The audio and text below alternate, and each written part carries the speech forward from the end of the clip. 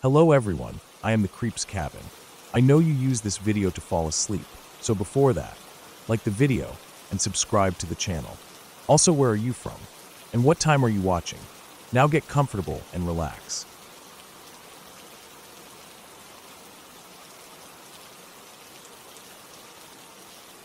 I remember the day we lost Logan like a wound that never fully healed. It stays with me, a memory burned so deep that even years later, it can bring me back to that exact moment, to the smell of antiseptic in the vet clinic, to the fluorescent lights that buzzed softly overhead, to the dull, sinking ache in my chest that grew heavier with every passing second. Logan had been more than just a pet. He had been a constant in our lives, a presence that felt unshakable. A black lab, boxer, and pointer mix, he had a gentle, loving soul. He greeted everyone who visited with a wagging tail and bright, intelligent eyes. He had a way of making people feel safe, like the world was okay as long as he was around. But the world wasn't okay, and neither was he. It happened so suddenly. One day, he was his normal self, running around in the backyard, eating his food with excitement, lying next to us as we watched TV. Then the next, he wasn't. He became lethargic. He stopped eating. He stopped playing. His breathing became strained, labored. We didn't understand what was happening.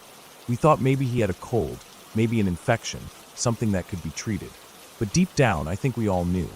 I think he knew. The vet confirmed what we feared. Cancer. It had been growing in his bloodstream for months, undetected, slowly poisoning him. It was wrapped around his heart, squeezing the life out of him with every beat. There was nothing they could do. Surgery wouldn't help.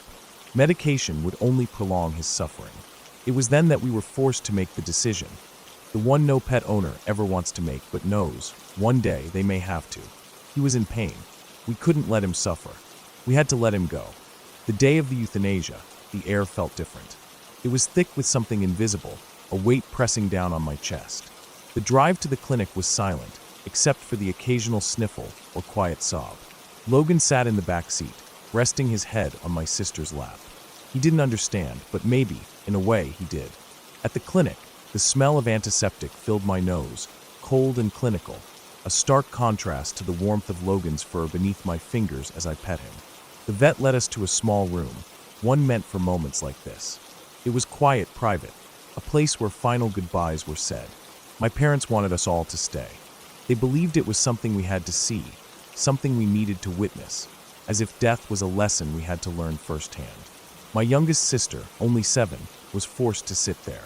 My stepsister, 13, had no choice either. My oldest sister stayed, unable to leave. One of my other sisters managed to slip away, but not before being reprimanded for avoiding reality. I had to watch the baby, so I stood outside the door. But I could hear everything. At first, it seemed peaceful. Logan lay there on the table, his big brown eyes looking up at my sisters. The vet inserted the 4, delivering the first dose. A sedative. His breathing slowed. His body relaxed. It was supposed to make it easier, less painful. Then came the final injection, the one that would stop his heart. The moment the last bit of the dose entered his veins, something happened. Logan lifted his head and let out a long, deep howl, a sound I had never heard from him before. It was haunting, raw, primal, a sound that shook something inside of me, inside all of us. It was enough to set off a chain reaction. The other dogs in the clinic, all in their kennels, began to howl too. The entire building filled with a chorus of cries, as if they understood, as if they were mourning with us. My oldest sister couldn't take it. She ran out of the room, tears streaming down her face. Inside, my younger sisters were sobbing, calling Logan's name, begging him not to go. Then, just as the vet softly said, "He's gone," Logan's body jerked. His head snapped up, his eyes wide. He gasped for air, his mouth moving as if he was chewing on something. I saw it through the crack of the door. My heart stopped. For a brief, horrifying moment, I thought he was still alive, that he had fought the drug, that he was trying to stay, trying to hold on. But that wasn't how it worked. The vet had said he was gone. This was just his body reacting, his nervous system shutting down. But knowing that didn't make it any less terrifying. He let out one final exhale. His body flopped down. Then came the twitching, the shaking, the final, involuntary movements of a body that no longer held life. Then the urine. It soaked his fur, staining the table beneath him. It was like he had been stripped of every last bit of dignity in front of the people who loved him most. I finally stepped inside. The sight before me was something I wasn't prepared for. My two youngest sisters were curled into themselves, rocking back and forth, hyperventilating, wailing. The vet tried to comfort them, but there was no comfort to be found in that room. Not in that moment. And there was Logan, my best friend, my protector. Still, his chest no longer moved. His body was lifeless. His eyes, once filled with love and curiosity, had already started to cloud over, staring blankly at nothing. No more tail wags. No more playful barks. No more running through the fields, chasing after the wind. This was the last memory we would have of him. Not his happy face, not his excitement when we came home, not the way he would lay his head in our laps when we were sad. Just this. Even my parents, the ones who insisted we stay, regretted it. My father could barely be in the building. My stepmother, the one who forced my sisters to witness it, stayed behind for hours, sobbing on the floor next to Logan's body. But none of that mattered. The damage was done. The trauma had already taken root.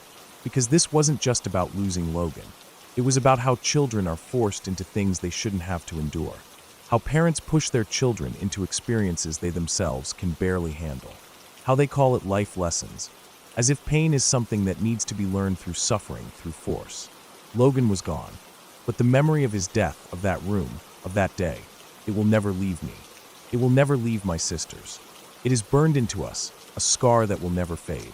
And that, I think, is the real horror of it all.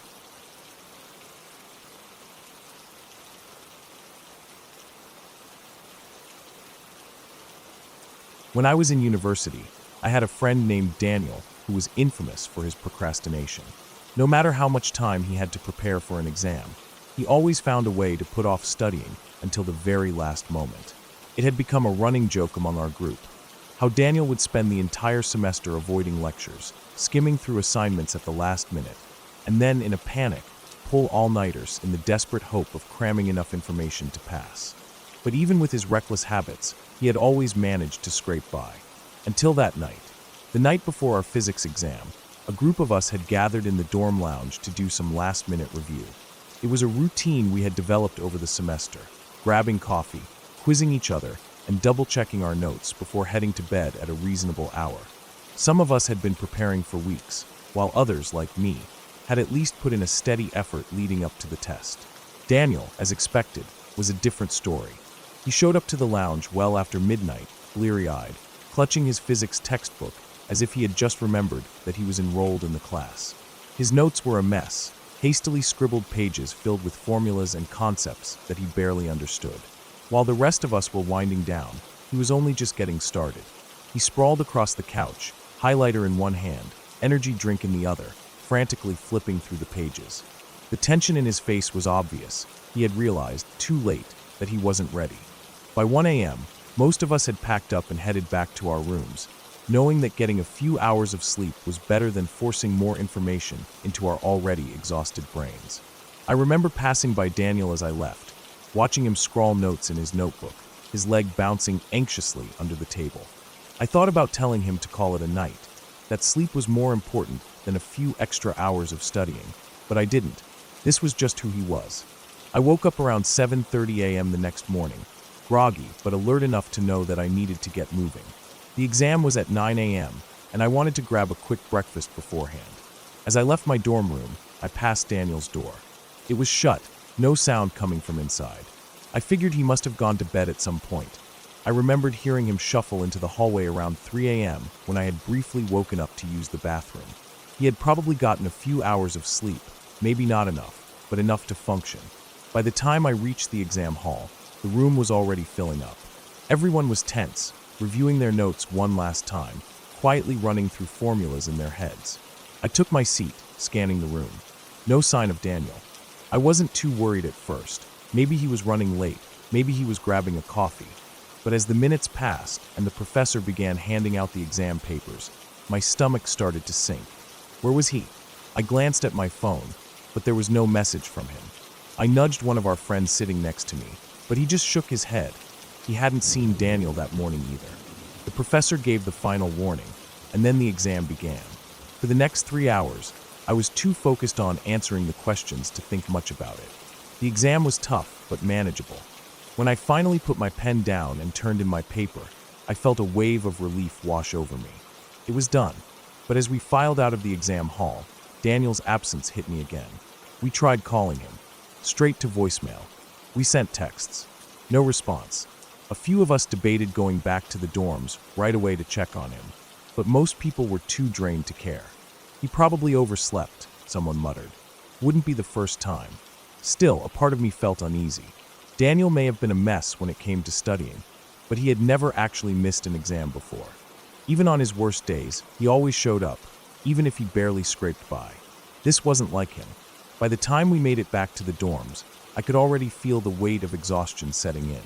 I just wanted to crash for a few hours, forget about physics, and let my brain rest. But as we walked down the hallway, I noticed something that made my stomach tighten. Daniel's door was still shut. One of our friends knocked. No answer. Another knock, louder this time. Nothing. We exchanged uneasy glances before someone finally tried the handle. The door wasn't locked. It creaked open slowly, revealing the dimly lit room inside. Daniel was still in bed. For a brief moment, my mind jumped to the worst possible conclusion. But then I saw his chest rise and fall. He was breathing. He was just asleep. One of our friends stepped forward, shaking his shoulder roughly. "Daniel," he called. "Wake up." Daniel stirred, groaning as he blinked up at us, confusion written all over his face. He mumbled something incoherent, rubbing his eyes, before suddenly sitting up straight, as if he had been electrocuted. "What time is it?" His voice was hoarse, panicked. "It's past noon," someone said. The realization hit him like a truck. He looked around frantically, eyes darting to his desk, to his phone, dead, the charger unplugged. His notes were still scattered across the floor, his laptop still open from the night before. He had slept through the entire exam. For a moment, none of us spoke. The weight of what had just happened settled into the room like a thick fog. Daniel ran a hand through his hair, exhaling sharply. He didn't say anything. What was there to say? He had failed. Not just the exam, but the entire course. There was no makeup test, no second chances. First-year physics was over for him, and there was no undoing it. The rest of us shuffled out of the room, giving him space. There was nothing we could do. No words of encouragement would fix this. As I made my way back to my own room, I couldn't shake the feeling of unease that lingered. It wasn't just about Daniel failing. It was the way it had happened. How easy it was for something so seemingly minor, one night of bad decisions, to spiral into something irreversible. I had always thought of procrastination as an inconvenience, something that made things harder, but never truly catastrophic. But this was different. This was the moment where Daniel's bad habits had finally caught up to him, and there was no way to take it back. The next few days were rough for him. He tried to appeal the grade, but there was nothing the professor could do. The deadline had passed, the exam had been administered, and he simply hadn't shown up. He would have to retake the entire course, setting him back an entire semester. I didn't see him much after that. He stopped hanging out as much, avoided the lounge, spent most of his time either in his room or elsewhere on campus. I heard later that he switched majors, choosing something that didn't require physics at all. Maybe he thought it would be easier. Maybe he just couldn't face that classroom again. Either way, he was never quite the same after that day. I never forgot what happened. It stuck with me, the way a bad dream lingers long after you wake up. And every time I found myself tempted to put something off, to take the easy way out, I remembered Daniel, sleeping peacefully in his bed while the rest of us were in that exam hall, his future slipping away with every passing minute.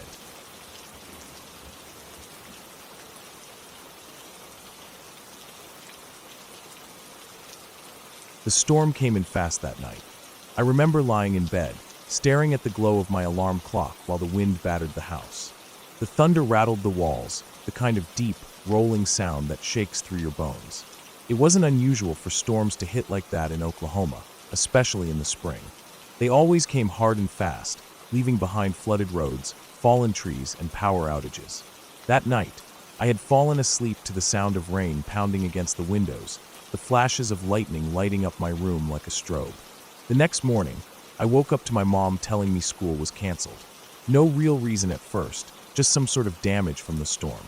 I didn't think much of it then. A random day off in the middle of the week felt like a freebie, an unexpected break from the monotony of school. I spent the morning watching TV, eating cereal, and lounging around the house. My dad had left early for work, and my mom was busy cleaning up around the house. The air outside smelled damp, the way it always did after a heavy storm, and I remember walking outside at one point to look at the sky. The clouds were still thick, a dull gray stretching as far as I could see, but the storm itself had passed. It wasn't until that evening that I realized the weight of what had happened. My mom had the news on, and I remember sitting down on the couch next to her, half listening at first. I wasn't really paying attention, but then I heard the words that made my stomach drop. A house fire, 3 kids, a lightning strike. I stared at the screen. The news anchor's voice was steady, but the story was devastating. A family that lived out in the country, far from town. Their house had been struck by lightning sometime in the night. The mother had been working an evening shift and came home to find the house already burning. She had called 911, but by the time the fire department reached them, it was too late. 3 kids inside. I didn't recognize the address at first, but then they said the names. The oldest was a boy, 1 grade below me. I knew him. Not well, but I knew his face, had seen him in the hallways, maybe even had a class with him at some point. The younger 2 were his little brother and sister. They hadn't stood a chance. I felt sick. It didn't make sense at first, like my brain couldn't wrap itself around the reality of it. Just the night before, I had been lying in bed, listening to the same storm that had ended their lives. It could have been anyone's house, anyone's family. The thought made my chest feel tight. The news kept playing, but I didn't hear the rest of it. My mom was watching, her face pale, but she didn't say anything. I don't think either of us knew what to say. My dad came home not long after, and he had already heard. People had been talking about it all day. The next morning, I expected school to be canceled again, but it wasn't. When I walked into the building, it was like stepping into a different world. Everything felt heavier. The halls were quieter. No one was laughing or joking around like they normally would. The air itself felt different, thick with something I couldn't quite name. I saw his empty seat in class. That's when it really hit me. He wasn't just a name on the news. He had been here just days ago, sitting in that chair, walking through these hallways, living a life just like the rest of us. And now he was gone. Just like that. The teachers didn't say much. Some of them looked like they had been crying. 1 or 2 tried to act like it was a normal day, like we should just move on, but it wasn't that easy. Everywhere I looked, I saw the same thing in everyone's faces. The realization that something awful had happened, something too big to ignore. Lunch was the worst. Usually, the cafeteria was loud, filled with the sounds of trays clattering and people shouting across tables. That day, it was almost silent. People sat in their usual spots, but no one seemed to know what to say. A few kids whispered, heads close together, but most of us just sat there, staring down at our food. Over the next few days, things didn't get much easier. The school put up a memorial, a table in the front hallway with their pictures, and a book for people to sign. I walked past it every morning, seeing the candles, the flowers, the notes people left behind. Some kids cried. Others kept their heads down and moved past it as fast as they could. The funeral was later that week. I didn't go. I couldn't. Some kids did, and they came back even quieter than before. I heard people talking about it in hushed voices, saying how the mother looked empty, how the church was packed so full there were people standing in the back. I didn't need to be there to understand how awful it must have been. For weeks, the weight of it stayed. The hallways never felt quite the same. Even after the teachers stopped talking about it, even after people went back to their usual routines, it lingered. Some things just don't go away. Maybe they fade, but they never really disappear. I still think about it sometimes. About how random it was. About how that storm took 3 lives in the blink of an eye. I wonder what might have happened if the mother had been home, if they had lived closer to town, if the lightning had struck a different place. But there's no point in wondering. It happened, and no amount of thinking will ever change that. I live in New York now, far away from that small town. But I still remember that day, that week, that feeling of walking into school and seeing the reality of loss written on everyone's faces. Some things you don't forget, no matter how much time passes. And I know that, for those who were closer to them, their friends, their family, that pain never really left. It's just one of those things, a moment that shakes a place to its core. And even when the hallways brightened up again, even when people laughed and moved on, there was always a part of that story that stayed with us, buried just beneath the surface.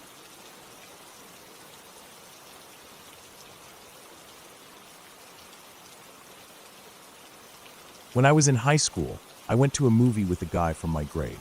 I don't remember exactly how it happened. Maybe he asked me after class, or maybe a friend encouraged me to give him a chance. It wasn't a big deal at the time, just a casual date, something to do on a Friday night. He wasn't someone I had thought about much before that night. I knew his name, Steve Epperly. We had some classes together, but we didn't talk. He was just another face in the hallways, another kid sitting a few rows away during lectures, someone who blended into the background of my daily routine. That night, he picked me up at my house. My dad watched from the front window as I walked out, and I remember him asking, "So you seeing him again?" when I got home. I shook my head. I don't think so. He seemed kind of creepy. I couldn't put my finger on why. He hadn't done anything overtly wrong, but something felt off. Maybe it was the way he looked at me, not in an obvious way, but in a way that made my skin crawl. Or maybe it was his silence between sentences, just a little too long, like he was weighing something I couldn't see. I brushed it off, didn't think about it much after that. Years passed. I moved on, forgot about that night, that feeling. Then one evening, I stopped at a gas station after work. It was late, but the lights inside were bright, and the cashier was chatting with a trucker at the counter. I walked back to the coolers to grab a soda when I heard someone say my name. I turned. It took me a second to recognize him. Steve Epperly, but not the version of him I remembered from high school. He looked different, older of course, but also more put together, more polished. His smile was easy, his eyes warm. He was friendly, confident. The awkwardness I remembered from years ago was gone. "Wow, it's been forever," he said, grinning. He asked how I was doing, if I still lived nearby. We talked for a minute, just catching up. He was charming, like the kind of guy you'd trust easily. I found myself smiling back, relaxing. He had a way of making you feel like the only person in the room, like you were interesting, important. Then he asked if I wanted to grab some beers and catch up properly. He made it sound casual, like two old friends having a laugh about high school days. For a moment, I actually considered it. But then I thought about my boyfriend, and I shook my head. I don't know if he'd like that. The change in him was instant. It was like someone had flipped a switch. His smile vanished. His whole face tightened, and his eyes darkened in a way that made my stomach drop. His body tensed, his hands curling into fists at his sides. And then he said it, his voice low, sharp, full of something I hadn't expected. "Well, fine, fucking bitch." Then he turned on his heel and stormed out of the store, not even bothering to buy anything. I stood there, frozen, my heart pounding. The change in him had been so fast, so complete. The man who had been all smiles and easy laughter was gone, replaced by something cold and violent. It unsettled me in a way I couldn't explain. I paid for my drink and left quickly, glancing around the parking lot as I walked to my car. I locked the doors the second I got inside. I watched in my rearview mirror, but he was already gone. It nagged at me for weeks. That feeling of wrongness. The way his whole demeanor had flipped in a heartbeat. But again, I pushed it away. Maybe he was just embarrassed, angry about being rejected. Maybe it was nothing. A year later, I turned on the news, and his face was staring back at me. Murder. His name was all over the headlines. He had been arrested, charged, and ultimately found guilty.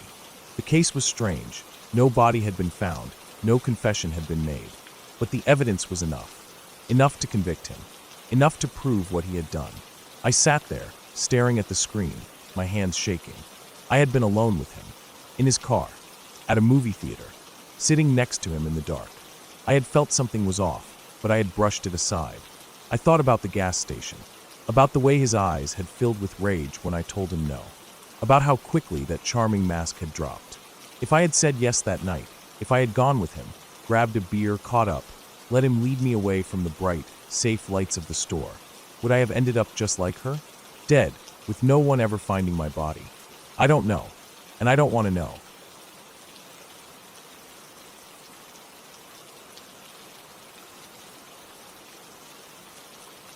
The night my aunt snuck out for that party was like any other warm summer evening in the neighborhood. She was 16 at the time, old enough to want independence, but young enough to still fear my grandparents' wrath if she got caught. The party wasn't far from our family's house, just a few blocks away in a neighborhood where kids gathered at any house with a relaxed set of parents or none at all. The place belonged to some kid whose parents were out of town, and word spread fast. By the time she arrived, the house was packed, the music was loud, and the air smelled of cigarette smoke, cheap beer, and whatever cologne the guys had doused themselves in before coming. Most of the kids were between 15 and 17, teenagers with no real supervision looking to have fun. My aunt wasn't a troublemaker, but she also wasn't the type to sit at home while the rest of her friends went out. She blended into the crowd, trying not to stand out while also soaking up the energy of the night. It was all fun, harmless at first, kids laughing, drinking, flirting, but the mood shifted when a local street gang showed up. They weren't just a bunch of kids playing gangster. They were the real deal, older, rougher, and unpredictable. Everyone knew them, or at least knew of them. They weren't there to cause problems, though. They brought liquor, making themselves welcome among a group of teenagers happy to take whatever free alcohol came their way. The dynamic of the party changed after that. The music got louder, people got bolder, and my aunt felt the pull to leave before things got out of hand. She was smart enough to know when a night had peaked and when it was time to go. She slipped out the front door, blending into the shadows as she hurried down the block. She moved fast, heart pounding, praying she could sneak back home unnoticed. When she got back, my grandparents were waiting. They weren't stupid. Maybe it was the smell of cigarette smoke on her clothes, or maybe it was just the way she carried herself, guilty, nervous, trying too hard to act normal. They figured it out, but somehow, it all worked out. Maybe she got grounded, maybe she talked her way out of it, but that was the least important part of the night. Because not long after she left, something happened at that party that no one would ever forget. A local kid showed up, a teenager like the rest, but with one fatal mistake. He ran with a rival gang. Whether he came alone or with friends didn't matter. The moment he stepped into that house, the night turned from reckless fun to something much darker. The gang that was already there saw him, recognized him, and didn't hesitate. They cornered him fast. There was nowhere to run, no way to talk his way out of it. The party became something else entirely. The kids who had been laughing and dancing minutes before now stood frozen, watching. Some turned away, some left, but no one stopped it. The gang didn't just beat him, they made an example out of him. First, fists and kicks, then weapons came out. He was stabbed again and again until there was no coming back. The music was still playing, the party still going, but in that moment, the house became a crime scene. The worst part came after. They didn't just leave him there. They weren't satisfied with the killing. They took it further, dismembering his body, making sure there was no dignity left in his death. His remains were dragged up the block and dumped behind the KFC that stood there at the time. The dumpster, meant for garbage, became a makeshift grave. For 3 days, no one knew. 3 days, the body sat there, hidden from view but not from smell. The heat of summer did its work, and by the time anyone noticed, the stench was unbearable. Employees at the KFC were the first to realize something was wrong. At first, they thought it was just rotting food, but the smell was too strong, too wrong. When they finally looked inside, they found what was left of him. The police were called, and the investigation moved fast. It didn't take long to piece together what had happened. The murder wasn't clean, wasn't careful. Too many people knew, too many had seen. Fear kept some mouths shut, but not all. The ones who had been there, the ones who had stayed silent at the time, started talking. And then there were the girls, the girlfriends of the killers, the ones who had helped move the body. They had no choice. Forced to testify, they told the truth, or at least enough of it to put the murderers away. They weren't innocent, but they weren't the ones who had done the killing. The courts made them talk, and when it was over, the ones responsible went to prison. It was one of those stories that stuck with people, the kind that lingered in the neighborhood's memory long after the headlines faded. My aunt never forgot that night, never forgot how close she had been to something that could have changed her life forever. If she had stayed just an hour longer, if she had hesitated, she would have been there when it happened. And who knows what that would have meant for her. Sometimes, the worst things happen in the places you least expect, in the middle of a party, on an ordinary night, surrounded by people you thought were just like you. And sometimes, leaving early is the best decision you'll ever make.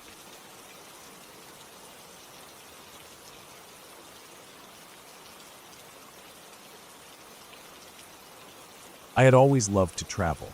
There was something about stepping into a different country, feeling the air change, seeing unfamiliar faces, and soaking in new cultures that thrilled me. So when my friends and I planned a week-long getaway to Spain, I was beyond excited. It was going to be the perfect escape: sun, sand, good food, and nights of fun. The trip started off just as we had imagined. We spent our days lounging on the beach, exploring the narrow streets filled with little shops and cafes, and indulging in too much paella and sangria. By the time night rolled around, we were eager to experience the famous nightlife everyone talked about. The bars were packed, music loud, and everyone was in a carefree holiday mood. One particular night, we found ourselves in a dimly lit bar, laughter filling the air as people danced and talked over the pounding music. It was here that I met him. He was standing by the bar, drink in hand, watching the crowd with an easy confidence. His eyes caught mine, and he smiled. Something about him was intriguing. He was well-dressed, looked around my age, and had a charm that made it easy to talk to him. As the night went on, we talked, we laughed, and eventually we ended up kissing. It wasn't unusual, just the kind of thing that happened when you were on holiday. A brief moment that wouldn't mean anything once the trip ended. But then, he leaned in closer, his breath warm against my ear, and invited me back to his place. I hesitated. Something about the way he asked made my stomach twist slightly.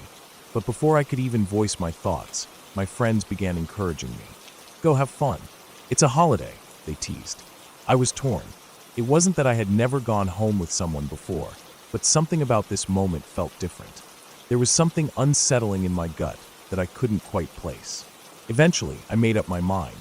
I declined his invitation and told my friends I was heading back with them. He didn't seem too disappointed, just smiled and told me to have a good night. That was that, or so I thought. The rest of the trip was normal.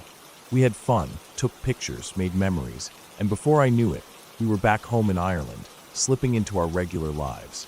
But something wasn't right. A few days after returning, I started feeling unwell.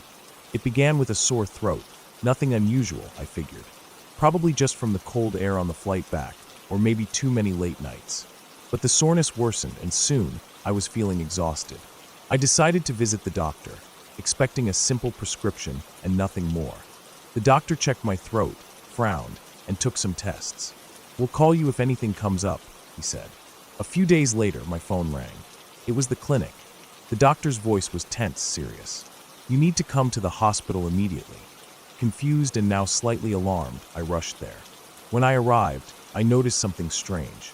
There were police officers outside. That was when the fear truly set in. I was taken into a room, the atmosphere thick with tension. They asked me a series of questions, the most unsettling being. Have you kissed anyone recently? I told them about the man at the bar, and what they told me next made my blood run cold. The illness I had was extremely rare. In fact, it was nearly impossible to contract under normal circumstances. The only known way to get it, by consuming human flesh. I stared at them, trying to process what they were saying. My mind went back to that night, to the man who had invited me back to his place. I had kissed him. My stomach twisted violently. They asked for his description, his name, anything that could help. I did my best to recall everything. With this information, they contacted the authorities in Spain. What happened next felt like something straight out of a nightmare. Spanish police raided his apartment. What they found was worse than anything I could have imagined. There were body parts in his fridge, neatly stored away. Evidence suggested he had been luring young women back to his apartment and killing them, eating them. The realization hit me with the force of a freight train. That night, if I had gone with him, I would have never made it out. The weight of what had almost happened pressed down on me in the following days. I couldn't sleep, couldn't eat. The idea that I had been so close to something so horrific made my skin crawl. I replayed the night over and over in my head. What if I had ignored my gut feeling? What if I had been too drunk to think straight? What if my friends had convinced me to go? It was a close call. Too close. The authorities kept me updated. The man was caught, charged, and put away for life. But that didn't erase the fear that lingered in my mind. I stopped going out as much after that. Bars, clubs, they didn't feel the same. The idea of meeting strangers, of trusting someone just because they seemed friendly, felt dangerous in a way it never had before. Time passed, and eventually the panic lessened. But the fear never truly went away. To this day, when I think about that trip, I don't remember the beaches, the laughter, or the fun nights. I remember the man, the one who smiled so easily, the one who almost made me disappear.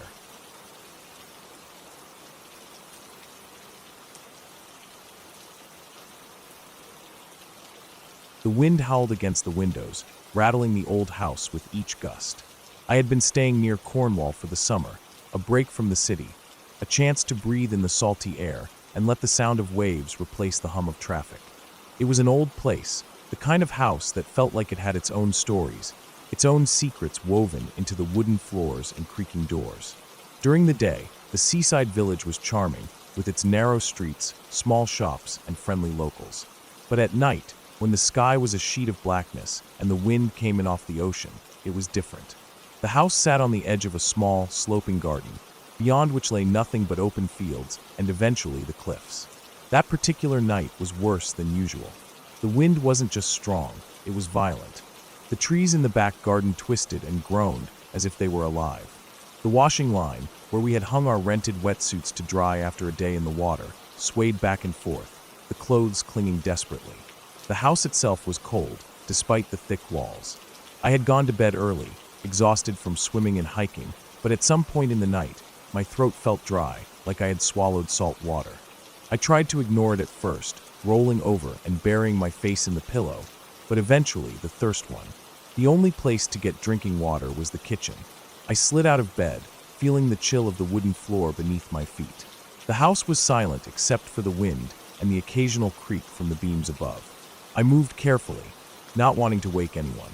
The hallway was dark, just the faintest glow from the moon outside casting long shadows against the walls. When I reached the stairs, I moved slowly, stepping lightly, but the wood groaned under my weight. Every sound seemed amplified in the silence. The kitchen was even colder than the rest of the house. The old tiles sent a sharp chill through my feet as I stepped inside. The light switch was near the door, and as I flicked it on, the bulb overhead buzzed for a second before spilling a warm, yellow glow over the countertops and sink. The French doors that led to the garden were large, nearly spanning the entire wall, and through them, I could see the outside world bathed in darkness. The wind made everything shift, the branches of trees, the clothes on the line, even the shadows. I reached the sink, filled a glass, and took a sip. That's when I saw it. A figure ran past the window. It wasn't a shadow. It wasn't my imagination. It was a person, a solid, unmistakable figure moving quickly across the garden, just beyond the doors. My whole body went cold, and the glass nearly slipped from my hand. I didn't wait to see where they went. My instincts took over, and before I even processed what I was doing, I had bolted from the kitchen, taking the stairs 2 at a time. My heart slammed against my ribs, my breath coming out in short, panicked bursts. My dad was asleep in the next room. I threw open his door, shaking him awake. He didn't ask questions. As soon as I managed to stammer out what I had seen, he was up, grabbing the cricket bat from the corner of the room. He moved fast, heading straight for the back door. I followed, but the fear sat heavy in my stomach. If there was someone out there, waiting in the darkness, what would he do? What if they had a knife? A weapon? What if they weren't alone? He stepped out into the garden, the wind immediately tearing through his clothes. The only light came from the kitchen, spilling out in a weak, golden glow that barely reached the grass. Beyond that was pitch black. My dad moved forward, the cricket bat raised slightly, his shoulders tense. I stood just inside, watching, my breath caught in my throat. Then he stopped. There, standing in the faint light, was the silhouette of a person. It was motionless, just standing there, facing him. I felt a surge of cold terror wash over me. My dad took a step closer, tightening his grip on the bat. The wind howled, making the branches above shake violently. He took another step, then another, until he was right in front of it. And then he swore. It wasn't a person. It was the wetsuit. The same wetsuit we had hung out to dry earlier that day. The wind had caught it just right, making it jerk and move as if someone were running past the window. From the distance, in the dim light, it had looked just like a person standing in the garden, unmoving, waiting. My dad let out a breath and dropped the bat to his side, shaking his head. For a second, we just stood there, staring at it. Then, almost at the same time, we both started laughing. Not just a chuckle, real, stomach-aching laughter. The kind that comes when fear drains away all at once, leaving nothing but ridiculous relief. I leaned against the doorway, gasping for breath. My heart was still hammering, but now it wasn't out of fear. My dad wiped his face, shaking his head, and turned back toward the house. The wetsuit flapped slightly in the wind, as if mocking us. We went back inside, the tension broken, the warmth of the house suddenly feeling welcoming instead of cold. I poured myself another glass of water, my hands still shaking slightly, and downed it in one go. My dad muttered something about us being idiots before heading back upstairs. I stayed in the kitchen for a moment, staring out at the garden, watching as the wind continued to whip through the trees, bending them this way and that. It took me a long time to fall back asleep that night. My body had calmed down, but my mind was still racing. Every time I closed my eyes, I saw the figure in the garden again, the moment of panic before the truth had been revealed. It had felt so real, so absolutely terrifying. And yet, it had just been a wetsuit all along. We told that story a lot after that summer. It became one of those things that came up at family gatherings, always met with laughter and exaggerated retellings. It was funny now, in hindsight, but I'll never forget the way my stomach had dropped, the cold grip of fear, the certainty that someone was out there in the dark watching. Even though it had all been nothing in the end, for a few terrifying minutes, it had felt very, very real. And sometimes, that's all it takes.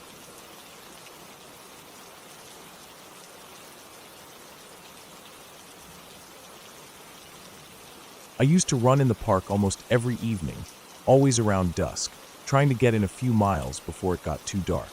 It was an old habit, something I did to clear my mind, let the stress of the day slip away, and feel the cool air on my skin.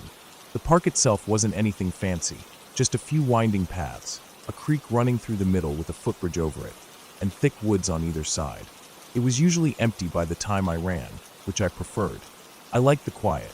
That night, I was running my usual route, the rhythm of my feet on the pavement in sync with my breathing. The sun had started to dip below the horizon, casting long shadows across the path. As I rounded a bend, I saw him, an old man in a red hoodie. I barely glanced at him at first, just another person walking the trail. But as I passed, something about the way he looked at me made my skin crawl. His face was shadowed by the hood, but his eyes were locked onto mine. Not just a glance, not the absent-minded way people look at runners passing by. This was different, intentional. He turned his head slowly as I moved past, tracking my motion. It sent a jolt of unease through me. I shook it off, kept running. It was probably nothing. Maybe he was just a weird old guy. Maybe he didn't even realize how creepy he looked. I told myself I was overreacting, focusing too much on things that didn't matter. I made it to the street at the far end of the park, the halfway point of my run. Normally, I'd stop here for a few seconds, catch my breath, stretch. But that night, something told me to keep moving. I turned back onto the path, heading home, wanting to make it back before it got any darker. The park was empty now. The air was getting cooler, the last hints of sunlight fading. To my right, the woods were dense, thick with underbrush. To my left, the creek ran parallel to the path, with a small footbridge crossing over it about 20 yards ahead. The only sound was the wind in the trees and the occasional chirp of a bird settling in for the night. Then movement. Just ahead, across from the bridge, something shifted in the trees. I slowed down, my heartbeat already elevated from running, but now thudding in my chest for a different reason. I squinted into the dim light, trying to make out what it was. And then he stepped out. The old man. He was half hidden behind a tree, just enough for me to see his face, his red hoodie standing out against the darkening woods. My stomach dropped. My breath caught in my throat. He had positioned himself perfectly. If I kept running forward, I'd have to pass right by him. There was nowhere else to go. The bridge to my left led to a dead end. The woods were too thick to push through. I had two choices: keep running straight toward him, or turn back the way I came. I turned. I ran. I don't know if he followed. I didn't look back. I just sprinted, my legs burning, my chest tight, my only thought to get back to the street. My feet barely touched the ground as I pushed harder, faster than I ever had before. The path blurred around me, the trees and the creek flashing past in streaks of dark green and gray. The moment I reached the street, I slowed just enough to glance back over my shoulder. Nothing. The path was empty. The woods were still. I didn't stop running. I took a different route home, sticking to well-lit sidewalks, staying near houses, avoiding every shortcut I normally took. When I finally reached my door, I fumbled with my keys, my hands shaking. I locked the door the second I was inside, double-checked the windows, turned on every light in my apartment. Only then did I let myself breathe. That night, I couldn't sleep.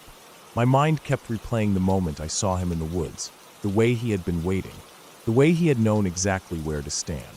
I kept thinking about what would have happened if I had been distracted. If I had been fiddling with my music, adjusting my watch, just for a second. if I hadn't noticed him in time, if I had kept running forward. I never ran in that park again. To this day, I still wonder what he was planning. Maybe he was just a strange old man, someone with odd habits, nothing more. But deep down, I don't believe that. He was waiting for me. He had positioned himself in a place where I had no escape. And when I ran, he didn't chase me. Because he didn't need to. He had already been close enough to do whatever it was he had planned.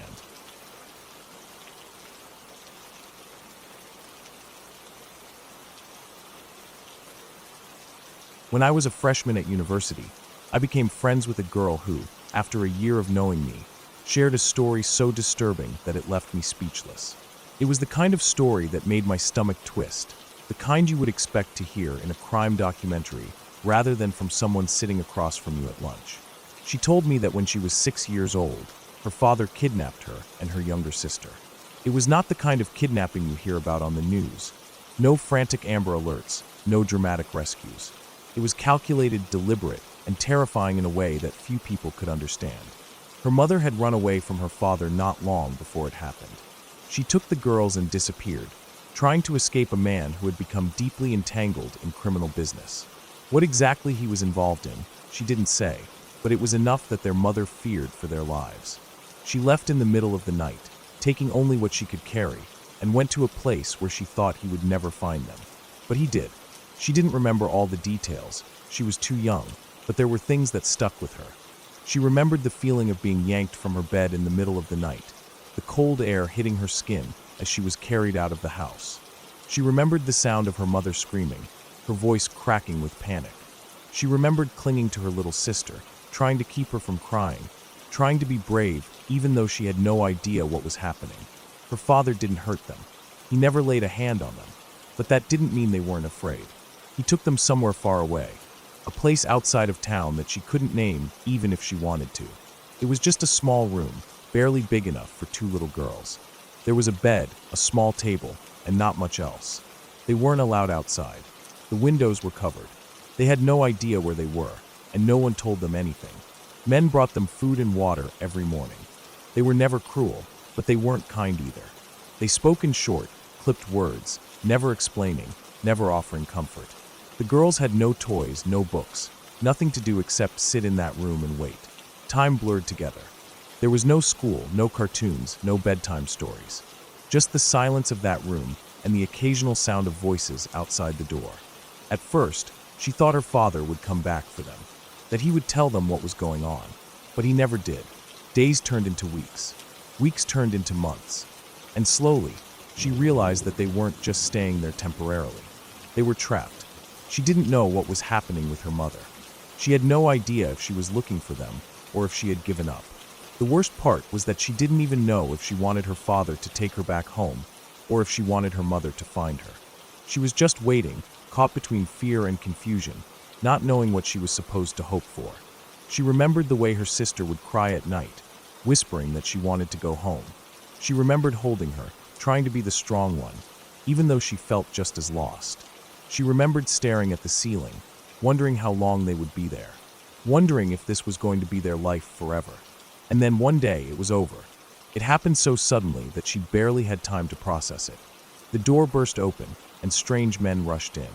They weren't the same men who had been bringing them food. These men had a different look about them, hard, serious, and focused. They didn't say much to the girls. One of them scooped up her sister. Another grabbed her hand and led her outside. For the first time in months, she saw sunlight. It was overwhelming. The brightness, the noise, the rush of everything happening at once. She barely had time to take it in before she saw her mother. She was crying, running toward them, grabbing them both and holding them so tightly that it hurt. She could barely breathe, but she didn't care. She didn't want her mother to let go. She found out later that her mother had never stopped looking for them. She had gone to the police, but they had been no help. She had gone to everyone she could think of, but no one wanted to get involved. Finally, she turned to people who weren't exactly legal, but were willing to do what the police wouldn't. It was those people who found them, those people who stormed that room and took them back. Her father disappeared after that. She never saw him again. She didn't know what happened to him, and she didn't want to. It was over. They were safe. But even though it was over, the fear never fully went away. The months they spent in that room stayed with her. The feeling of helplessness, of not knowing what would happen next, of wondering if anyone would ever come for them. It never left her. She told me this story in a quiet, matter-of-fact way, like she had told it 100 times before. But I could see it in her eyes, that lingering shadow, that part of her that would always be stuck in that small room, waiting to be found. And when she finished, she just looked at me and said, "Anyway, that's why I don't like talking about my dad." I didn't know what to say. What could I say? I just nodded, letting the weight of her words settle between us. We never talked about it again, but I never forgot.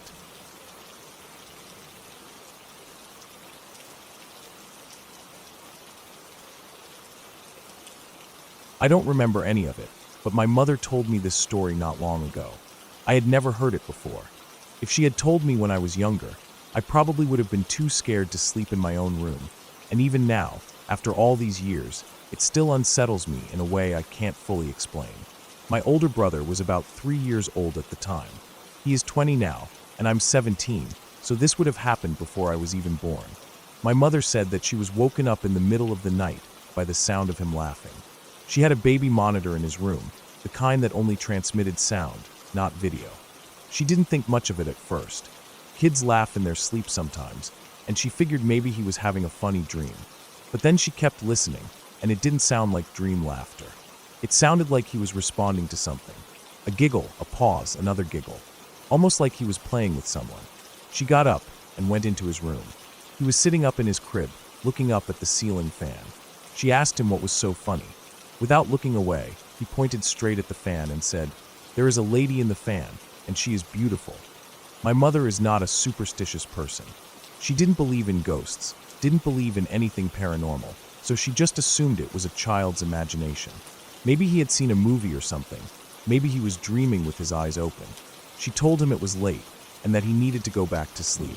Then she left the room and went back to bed. She doesn't remember anything else happening after that. The next morning, my brother didn't mention anything about the lady in the fan, and life went on as normal. Years passed. I was born, and eventually, when I was old enough, I moved into that same bedroom. My brother got a new room, and I took his old one. I don't remember ever feeling scared of the room as a child. It was just my room, a place where I played with toys, took naps, and had no reason to think anything was strange about it. Then, when I was around the same age as my brother had been, something happened. One night, my mother was woken up again, but this time, it wasn't laughter. It was screaming. Not just crying, but terrified screaming. The kind that makes your heart pound before you even fully wake up. She ran down the hall to my room, and when she opened the door, she found me curled up in a corner, as far away from the bed as I could get. She rushed over and asked me what was wrong. I just pointed up at the ceiling fan, tears streaming down my face, and said, "The lady in the fan." She froze. It had been years since my brother had mentioned anything about it. He hadn't talked about the lady in the fan in so long that she had forgotten all about it. Yet here I was in the same room, at the same age, pointing at the same ceiling fan, saying the same thing. She didn't know what to do.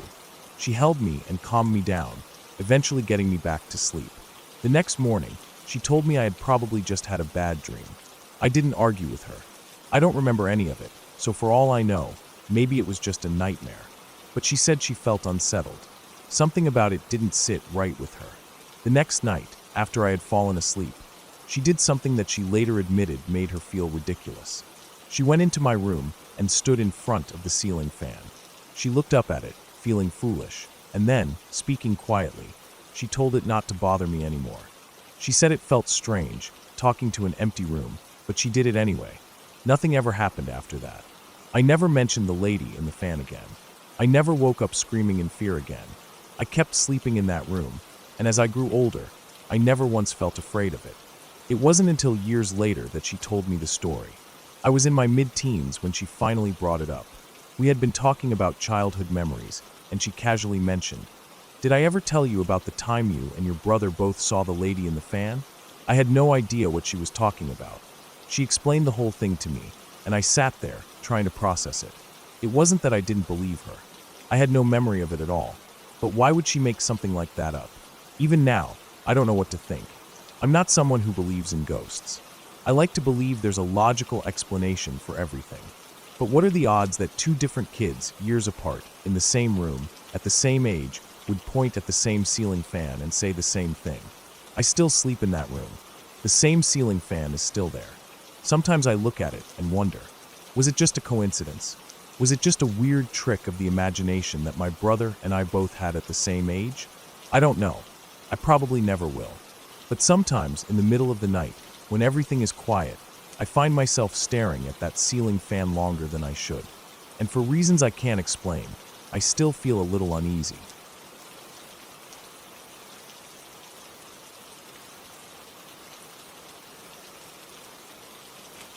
The sun was blistering that afternoon, its heat bouncing off the surface of the water, creating a shimmering haze that made everything feel slower, heavier. The pool was busy, packed with kids screaming as they launched themselves off the diving board, teenagers lounging on deck chairs, and adults keeping half an eye on their little ones. Chlorine hung thick in the air, mixing with the scent of sunscreen and damp pavement. My aunt and her friend had been there for hours, stretching the last bit of summer before school pulled them back into routine. They were just finishing up, drying off, talking about where to head next, when the moment happened. He came up behind her, sudden, out of nowhere. A knee wedged itself between her legs, hands grabbing at her chest. A rush of panic, a jolt of disgust. She shoved him away hard, her heartbeat hammering. He stumbled back, grinning, like it was all some joke, some harmless act. But it wasn't harmless. It was intrusive, aggressive. My aunt and her friend left the pool right after that, shaking off the discomfort as best they could. The town was small, familiar, the kind of place where kids rode their bikes freely, where neighbors waved from their porches. They walked around for a while, killing time, stopping into a diner for something cold to drink. But there was something else. A feeling, not strong at first, but persistent. A yellow Volkswagen Beetle, appearing here and there. At first, it was just another car in a sea of others, nothing to notice. But then they saw it again, parked across the street. Then again, rolling past them on a quieter road. Then once more, idling near the corner when they came out of a small store. Each time, it was just far enough away to be coincidence. Just normal enough to brush off. Maybe they were imagining it. Maybe it was just some guy driving in the same direction. But it felt like something was pressing in on them. A quiet unease that neither of them wanted to say out loud. The sun dipped lower, stretching shadows across the pavement. They were supposed to be picked up by my aunt's friend's mother, but she hadn't shown yet. Maybe she got caught up with something. Maybe she forgot. They didn't have cell phones then, no way to send a quick text to check. They waited. Minutes dragged by, the streetlights flickering on, the sky turning deeper shades of blue. The traffic thinned, the town slowing for the night. That's when the yellow bug pulled up beside them. The same one. Closer now. The window rolled down, a familiar face behind the wheel. The guy from earlier. The one from the pool. He offered them a ride. It made sense, didn't it? They'd been waiting for a while, getting colder as the evening settled in. He seemed friendly, like he just wanted to help. Nothing about him seemed immediately threatening. No anger from earlier, no sign of frustration at having been pushed away. Just an easy, casual offer. A way to get home faster, avoid the inconvenience of standing out in the dark, waiting for someone who might never show. They hesitated. Then something shifted. A light cut through the dark. A car coming down the street, familiar headlights. The friend's mom. Relief hit like a wave, sharp and overwhelming. They stepped back, moved toward her car, and climbed in without looking back. The drive home was quiet. My aunt and her friend didn't talk much about it. Maybe they were embarrassed for almost accepting a ride from a stranger. Maybe they didn't fully understand why they felt so unsettled. The next day, life went on. The pool was still there, the streets still the same. The yellow bug was gone. It wasn't until later, maybe days, maybe weeks, that they heard about him. The rumors, the news, the pieces that started falling together. Ted Bundy had been in town. A yellow Volkswagen Beetle. The same time frame. The same description. The weight of it settled in slowly, suffocating. The realization of what could have happened, how close it had been. The kind of close call that makes your stomach drop even years later. They never knew for sure if it was him. Maybe it was just some guy with bad intentions but no real threat. Or maybe it wasn't. Maybe, if the friend's mother had been even a minute later, they would have gotten into that car and never made it home. The thought still lingers decades later. A reminder that danger isn't always obvious. that it doesn't always come with warning signs or dramatic music. Sometimes it's just a man in a car offering a ride on a quiet street. And sometimes that's all it takes to disappear.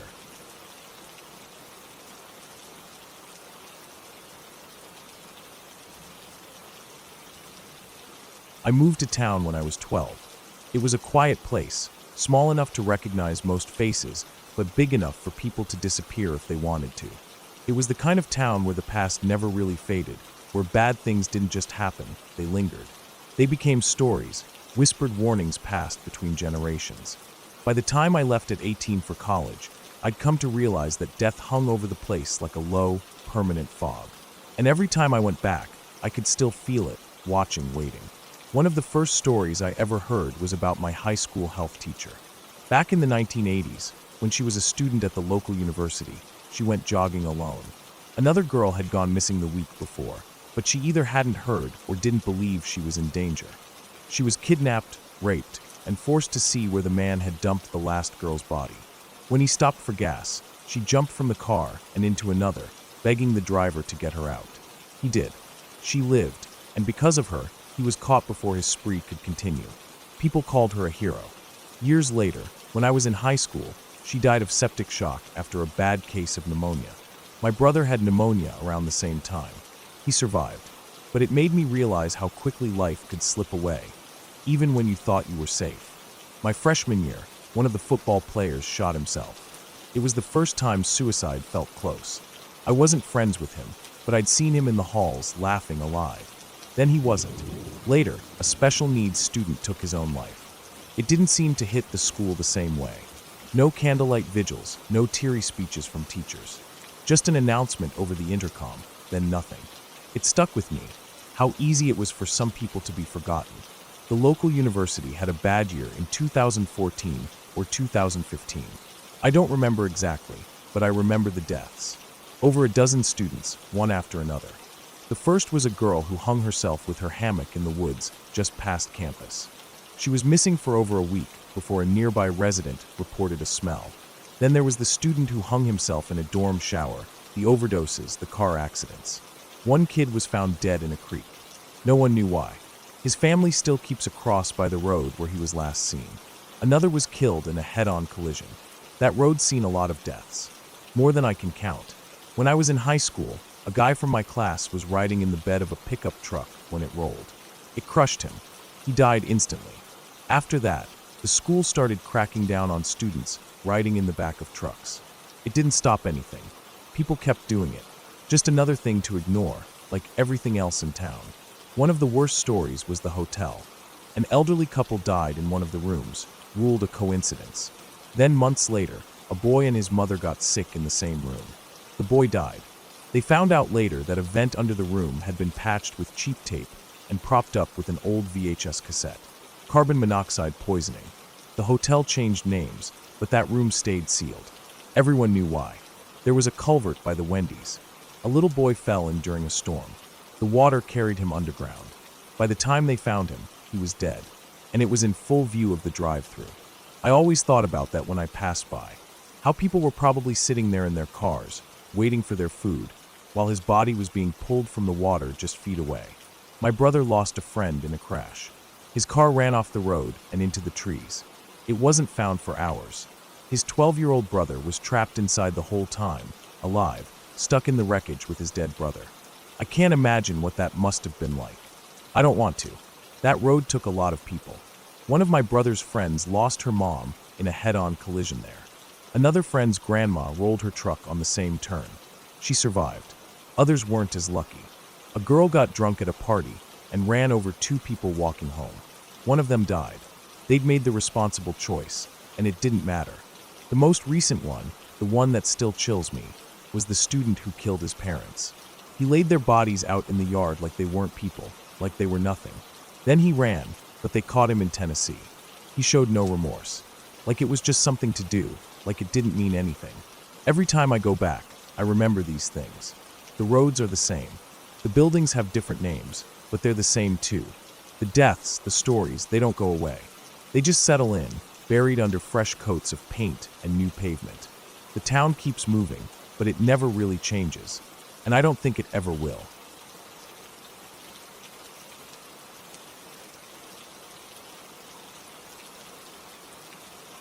It was a humid night in South Florida, the kind where the air sticks to your skin and the pavement still holds the heat of the day.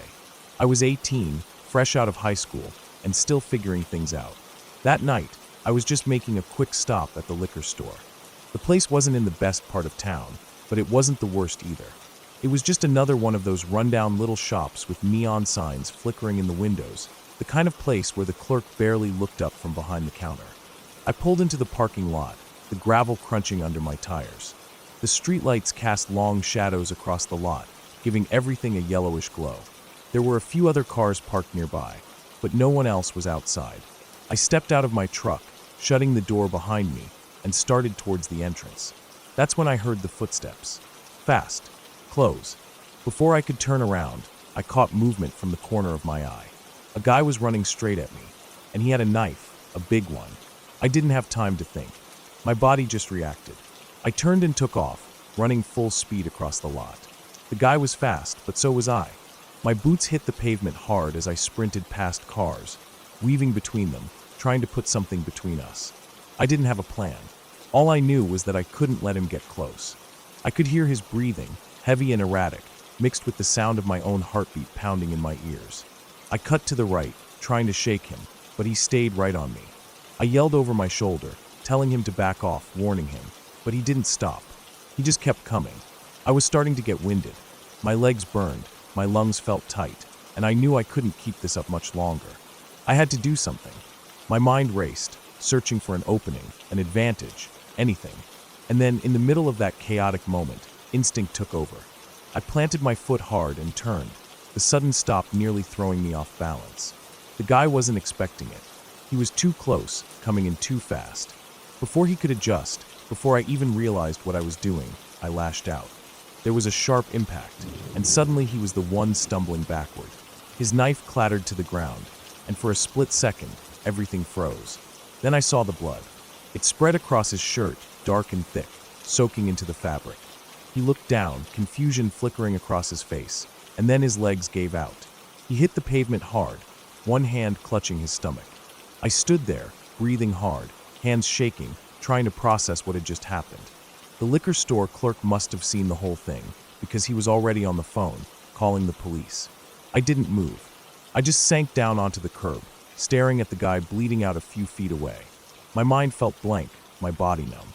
I had never hurt anyone before. Hell, I had never even been in a real fight, not like this. The sirens came fast. The flashing lights bounced off the store windows, red and blue cutting through the darkness.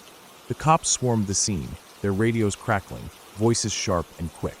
They checked the guy first, one of them kneeling beside him, speaking into his radio. Another officer turned to me, but I was already standing, hands behind my back, waiting for the cuffs. I was 18. I had just stabbed a man. I knew how this worked. But instead of arresting me, the cop just looked at me for a long moment before shaking his head. "You're not under arrest," he said. "Not tonight." I didn't understand at first. None of it made sense. Then I heard them talking. The guy with the knife, he wasn't just some random attacker. He had broken into a house earlier that night, tried to hurt someone. Not just anyone either. The police chief's daughter. That changed everything. They loaded him onto a stretcher, and as they shut the ambulance doors, I finally spoke. I asked the question that had been stuck in my head since the moment he hit the ground. "Is he gonna make it?" One of the officers let out a short chuckle, low and knowing. "He's not making it to jail." And that was it. No more questions, no more explanations. Just that simple, quiet statement. I stood there for a long time after they left, staring at the blood on the pavement. The heat of the night had finally started to fade, but I still felt it on my skin, thick and heavy. I knew this wasn't something I'd ever forget. I got back into my truck, gripping the steering wheel with hands that still felt unsteady. The parking lot was empty now. The liquor store lights buzzed softly in the background. Everything looked the same, but nothing felt like it anymore. I didn't buy anything that night. I just drove home, the echo of sirens still ringing in my ears.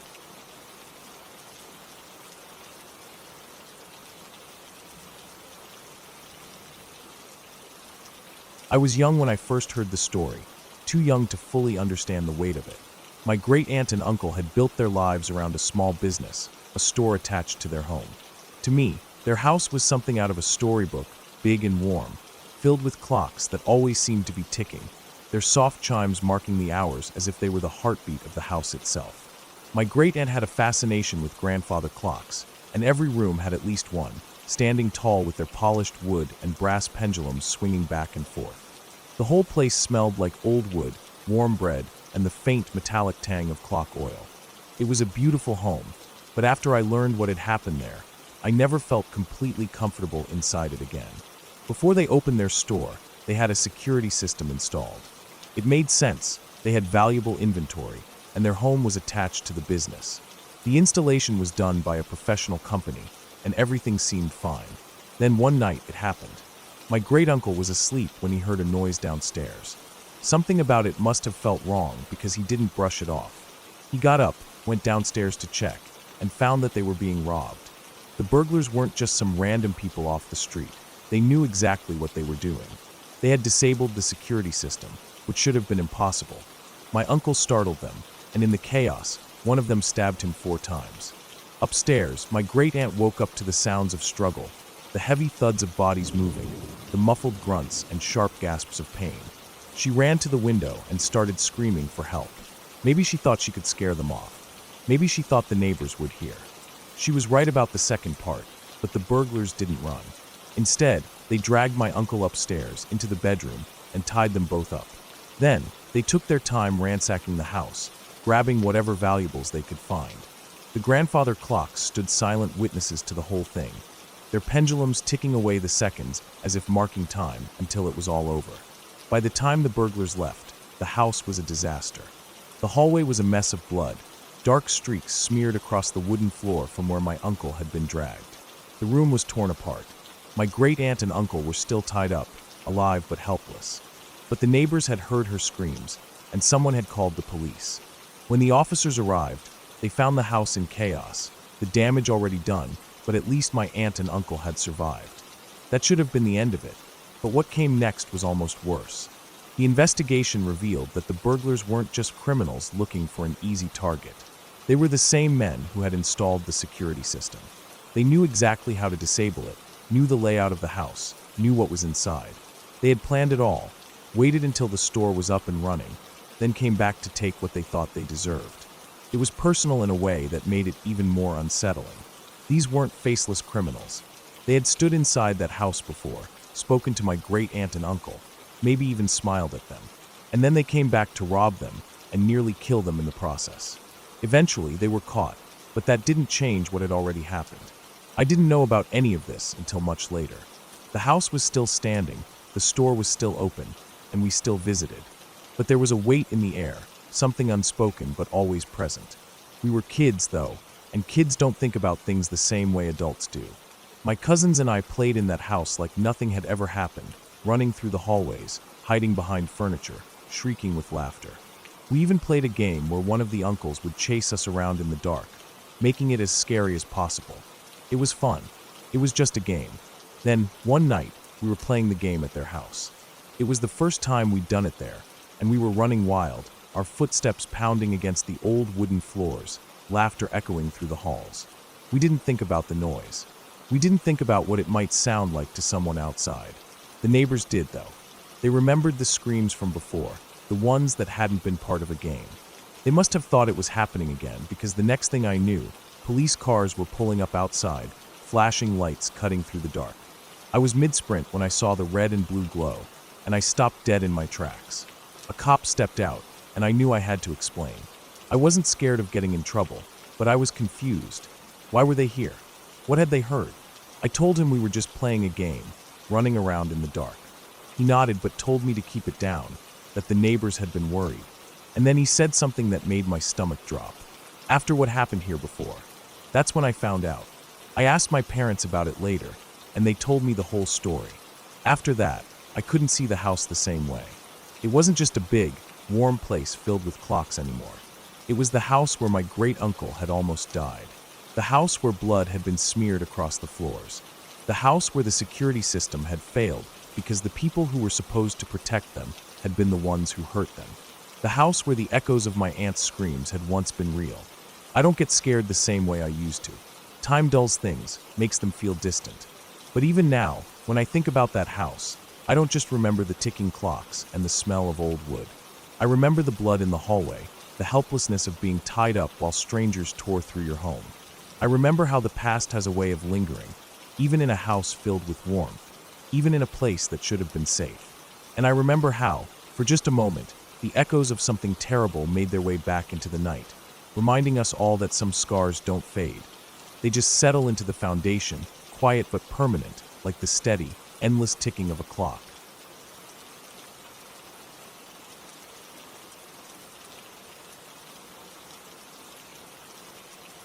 Moving into a new house is always a big step. For my cousin and her husband, it was an exciting new chapter of their life. They had settled in Australia and finally bought a house, a large one with 3 bedrooms and a spacious living room. It was a dream home for a young couple starting their life together. The house had stood empty for some time before they moved in, but that didn't seem like a problem. They were happy and eager to start making it their own. Her husband worked late-night shifts, which meant that my cousin often had the house to herself at night. It didn't bother her. She had always been independent and wasn't someone who got scared easily. That first night, after a long day of unpacking and arranging things, she settled down in the living room with a book. The house was quiet, aside from the occasional creaks and settling noises that any house makes at night. She curled up on the sofa, reading until her eyes grew heavy, eventually falling asleep around 1 a.m. The next thing she knew, she was on the floor. The fall jolted her awake completely, and for a moment, she was too dazed to understand what had happened. She must have rolled off the sofa in her sleep. It was odd, she had never done that before, but she brushed it off. Sleepy and slightly annoyed, she got up, stretched, and lay back down on the sofa. She made sure to position herself more securely this time, farther from the edge. Just as she was about to drift off again, something happened. She wasn't sure how to describe it later, only that she felt herself being lifted, physically lifted off the sofa. And then, as suddenly as it began, she was dropped. Hard. She hit the floor with a force that left her stunned, heart pounding in her chest. This was different. This wasn't her rolling over in her sleep. This was something else entirely. She scrambled to her feet, trying to steady her breathing. The air in the room felt heavy, pressing down on her. A wave of fear swept over her, the kind that made the hairs on the back of her neck stand up. She was alone, but something was wrong. It was as if the house itself was watching her. Without thinking, she hurried to the puja room, the small space they had set up for prayer and worship. It was a place of comfort, a space filled with the familiar presence of their gods. She applied holy ash on her forehead, seeking some sense of protection. But even in that small room, she felt uneasy. The fear didn't leave her. Determined to get some rest, she went to her bedroom and lay down. Exhaustion tugged at her, but sleep wouldn't come. She lay flat on her stomach, hoping that being in her own bed would make her feel more secure. That was when she felt it. Pressure. A slow, deliberate weight pressing down on her back. It wasn't like a muscle cramp or the usual discomfort of a bad sleeping position.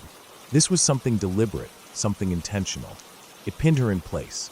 Panic surged through her. She couldn't move. It felt like something was trying to push her into the mattress. She wanted to scream, but her voice wouldn't come out. Terrified, she started reciting Kandasashti Kavasam, the sacred hymn dedicated to Lord Muruga. She forced the words out in a whisper at first, then louder, with more urgency. As she recited, the pressure lifted. It was gone in an instant, like it had never been there at all. Shaken, she threw the blanket off and bolted out of the room. She didn't stop until she was outside, standing on the porch in the cold night air. She couldn't go back inside. Whatever had happened in there, she wanted no part of it. Her husband came home a few hours later and found her sitting outside. He was alarmed at first, but when she told him what had happened, he tried to calm her down. Maybe she had been dreaming, he reasoned. Maybe exhaustion was playing tricks on her mind.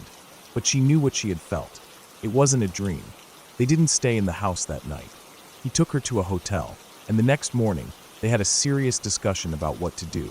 She refused to stay there alone again, and after that night, even her husband began to feel uneasy about the house. Strange things started happening. Objects moved from where they had been left. Doors that had been shut were found open. There were odd noises, sounds that couldn't be explained. The atmosphere in the house felt different, heavy with something unseen but undeniably present. Things took a turn for the worse. Her husband's job became unstable, and he was constantly on edge. They suffered a miscarriage. The stress of everything began to take a toll on their relationship. It was as if something in that house was working against them, pulling their lives apart piece by piece. Finally, they sought help. The neighbors, who had lived in the area much longer, suggested bringing in a priest to cleanse the house with holy water. They agreed, desperate for some kind of relief. The cleansing was done, and for a while, things seemed to calm down. But the damage was already done. My cousin refused to stay there any longer. The memories of those nights, the fear she had felt, were too much. No house was worth that. They sold the place and moved into an apartment closer to her husband's workplace. It was smaller, but it was safe. It was peaceful. When I heard about all this, I found it hard to believe. I've never been one to believe in ghosts or spirits. I've always been the kind of person who looks for logical explanations. But this? I didn't know what to make of it. I still don't. There was no clear explanation for what happened in that house.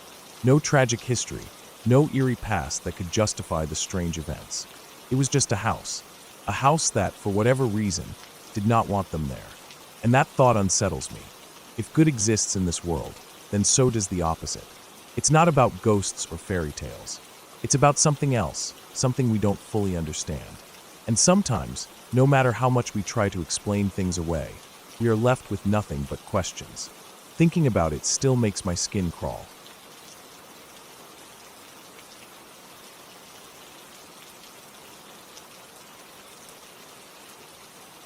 Midnight calls were always the worst.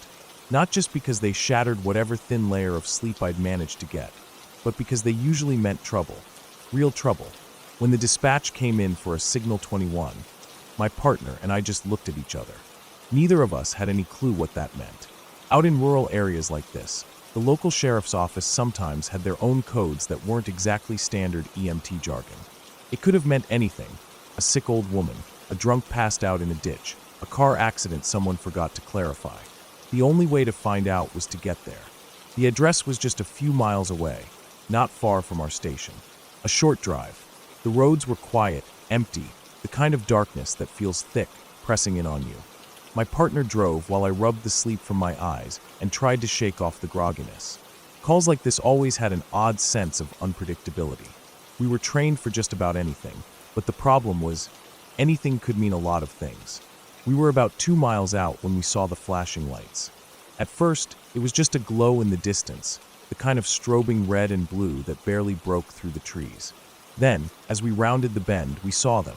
Several police cruisers parked haphazardly along the road, their emergency lights cutting through the night. Something about it felt off. Too many cops for a simple medical call. Too many people standing around. My partner pulled up behind the last cruiser. Before I could say anything, he was already stepping out. "I'll see what's going on," he said over his shoulder. I stayed behind, grabbing our medical bags and getting things together. We didn't know what we were walking into, but I figured it was better to be prepared. Then I heard it. A voice, sharp and urgent. "Get your ass in gear." I barely had time to react before I saw my partner vault over the guardrail and disappear down the hillside. My gut twisted. Whatever was happening, it wasn't good. I abandoned the stretcher and jogged over to the guardrail, looking down. The hillside sloped steeply, covered in patches of loose dirt and rocks. The full moon cast just enough light to see what was at the bottom. At first, I couldn't process it. A man, or what was left of one. His body sprawled at an odd angle, legs bent awkwardly beneath him. His chest rose and fell, barely, but his face. I blinked, but the image didn't change. It wasn't a trick of the light. It wasn't exhaustion messing with my head. His face was gone.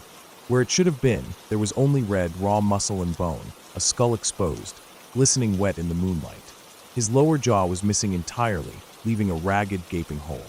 What skin remained was barely clinging to what used to be a face, flaps of flesh hanging loose. The glow I'd seen wasn't supernatural. It was the way the light reflected off exposed tissue, bright and wet and terrible. For a moment, my brain refused to work. Then training kicked in.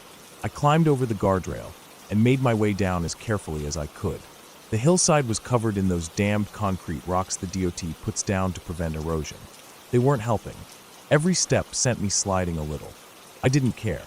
I needed to get to the man. The fire department arrived right behind us, bringing more rescue gear. We didn't have the luxury of being gentle. The terrain was working against us, making everything harder. We secured him to a headboard, then into a Stokes basket. Every movement felt like a fight. He was still alive somehow. That was the part one couldn't wrap my head around. Lifting him up the hill was hell. The rocks beneath us kept shifting, and more than once, I felt myself sliding. It occurred to me later that some of that sliding might not have been just the rocks. It might have been me stepping on his face. There was no way to avoid it in the chaos of moving him. No way to be delicate when the ground wasn't cooperating. By the time we got him into the ambulance, I was sweating despite the cool night air. We worked fast. He had no airway, no way to breathe. We intubated him even though he had no mouth or nose left. I squeezed the bag, forcing air into his ruined body, while the medics pushed drugs, monitored his heart. The monitor showed electrical activity, but his heart wasn't pumping. That meant we couldn't shock him. The electricity was there, but it wasn't doing its job. His body was shutting down, and there wasn't anything we could do about it. The helicopter had been called early on, but after a few minutes, we canceled it. There was no point. Time of death was called in the back of the ambulance. It wasn't until later that I got the full story. The man had been missing. His family had called the police earlier, saying he had left home with a shotgun, threatening suicide. They'd been searching for him for hours. When they finally found him, there was a struggle. He put the gun under his chin and pulled the trigger. A shotgun blast that should have killed him instantly. It should have. But somehow, he was still alive when we got there. I don't know how long he lasted after pulling the trigger. I don't know how much of it he felt. I try not to think about it, but I do. A lot. It messed with me. I won't lie. It changed something in me. I see his face, or what was left of it, every time I close my eyes. It's been years, and I still think about that night. The smell of blood and sweat and dirt. The way the moonlight made everything feel surreal, like I was trapped in some kind of waking nightmare. People always think the worst part of being an EMT is the blood, the gore. It's not. It's the moments afterward. The quiet, when you're left alone with your thoughts. I don't work in the field anymore. Not after that.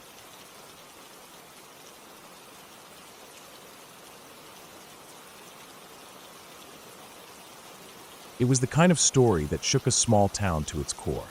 The kind of thing people whispered about for years, locking their doors just a little tighter at night, clutching their children's hands a little firmer when they walked past certain houses. It happened here, right in our town, to a kid everyone knew, and it still makes my stomach turn when I think about it. There was a man, a little strange but not in an obvious way, the kind of guy people tolerated but never got too close to. He owned somewhere between 10 and 15 Dutch Shepherds, huge, muscular, high-strung dogs bred for protection and police work. They were beautiful animals, trained, obedient, but with that simmering edge of intensity just below the surface. The kind of dogs that didn't just bark at strangers. They assessed them, watching with sharp eyes, waiting to react. The man traveled for work, sometimes for weeks at a time, and he had a deal with a local boy to take care of the dogs when he was gone. The kid was only 14, eager to make some extra money, and he loved dogs. It wasn't a bad gig. His grandmother would drive him over every day, sit in the car while he went inside, fed the dogs, let them out one by one, then locked them back up. Quick, simple. It never took more than 30 minutes. The boy's family trusted the arrangement. The dogs had always been fine with him, and the man paid well. That last day started just like the others. His grandmother pulled up, parked in the driveway, and watched him go inside. The routine never changed. He would step through the front door, lock it behind him, move through the house carefully, keeping each dog separated, letting them out one by one so they could eat, stretch, do their business, then go back to their crates. It had worked dozens of times before. But that day, something went terribly wrong. After 20 minutes passed, then 30, his grandmother started to get worried. She checked the time again. Maybe he had just lost track of it. She called his phone. No answer. Another call. Still nothing. She got out of the car, knocked on the door. No response. The silence inside felt wrong. A heavy, awful kind of wrong. She waited another 10 minutes, pacing the driveway, hoping he would pop out and tell her he'd just been delayed, that one of the dogs had made a mess or something. But he didn't. Panic set in, cold and suffocating. She called his mother. His mother told her to call the police. By the time the officers arrived, the sun was starting to dip in the sky. The house sat still, eerily quiet except for the occasional bark from inside. The police knocked. Nothing. They pounded harder. Still no answer. With the grandmother sobbing on the front lawn, they forced their way in. The first thing they noticed was the smell. A thick metallic scent, sharp and unmistakable. Blood. And then the movement. 4 of the dogs loose in the house, their coats slick with something wet, their ears pinned back, teeth bared. They weren't attacking, but they weren't calm either. Something had put them into a different state. Something had changed their instincts. The officers pushed further inside, stepping over overturned furniture, eyes scanning the dim interior. The other dogs were still in their crates, whining, pacing in tight circles, agitated but contained. Then they saw the door to the basement. It was open. The steps creaked as they descended, flashlights cutting through the darkness. And there, at the bottom, they found the boy, or what was left of him.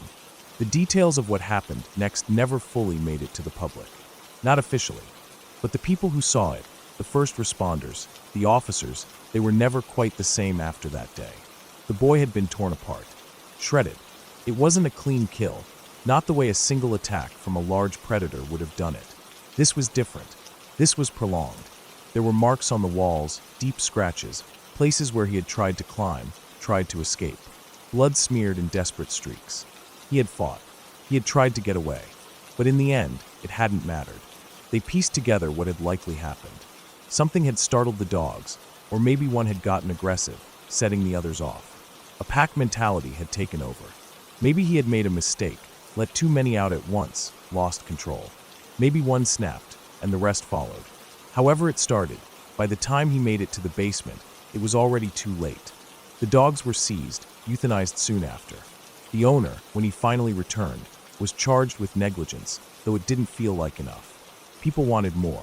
They wanted someone to blame. But in the end, it was just one of those things, one of those horrifying, unthinkable tragedies that no one ever sees coming until it's already happened. For weeks, people drove past that house and slowed down, staring at it like they expected to see something, like the walls might still hold the echoes of what had happened. The boy's family moved away not long after. His grandmother, she never really recovered. And the town, well, the town never forgot. Even now, years later, when I drive past that house, I can't help but look at it, just for a second. The house is empty now. No one wants to live there. The grass grows long, the windows dark. And sometimes, when the wind shifts just right, I swear I can still hear the barking.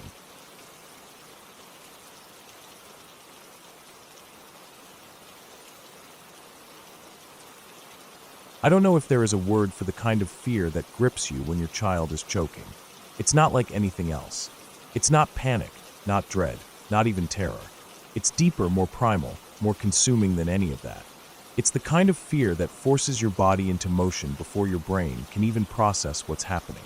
She was 11 months old, still so tiny, barely learning to walk, and she was choking. One moment she was fine, babbling, laughing. The next, her face changed. No sound, no breath, just wide eyes full of confusion and fear. I don't even remember thinking. My hands just moved, grabbing her, flipping her over my arm, striking her back over and over. My heartbeat was so loud I couldn't hear anything else. It felt like time had stopped, like we were trapped in that moment forever. And then it was over. The blockage came out. She gasped, coughed, and then she cried. And I cried too. I held her so tight, shaking all over, my legs weak, my stomach twisted. That moment, that helpless, gut-wrenching moment, would have been the most terrifying of my life, if it weren't for what happened years later. When I was 25, I was kidnapped. It had started as a normal night, just a night out at a small bar in a town I barely knew. My boyfriend had just moved there, and I wasn't familiar with the area.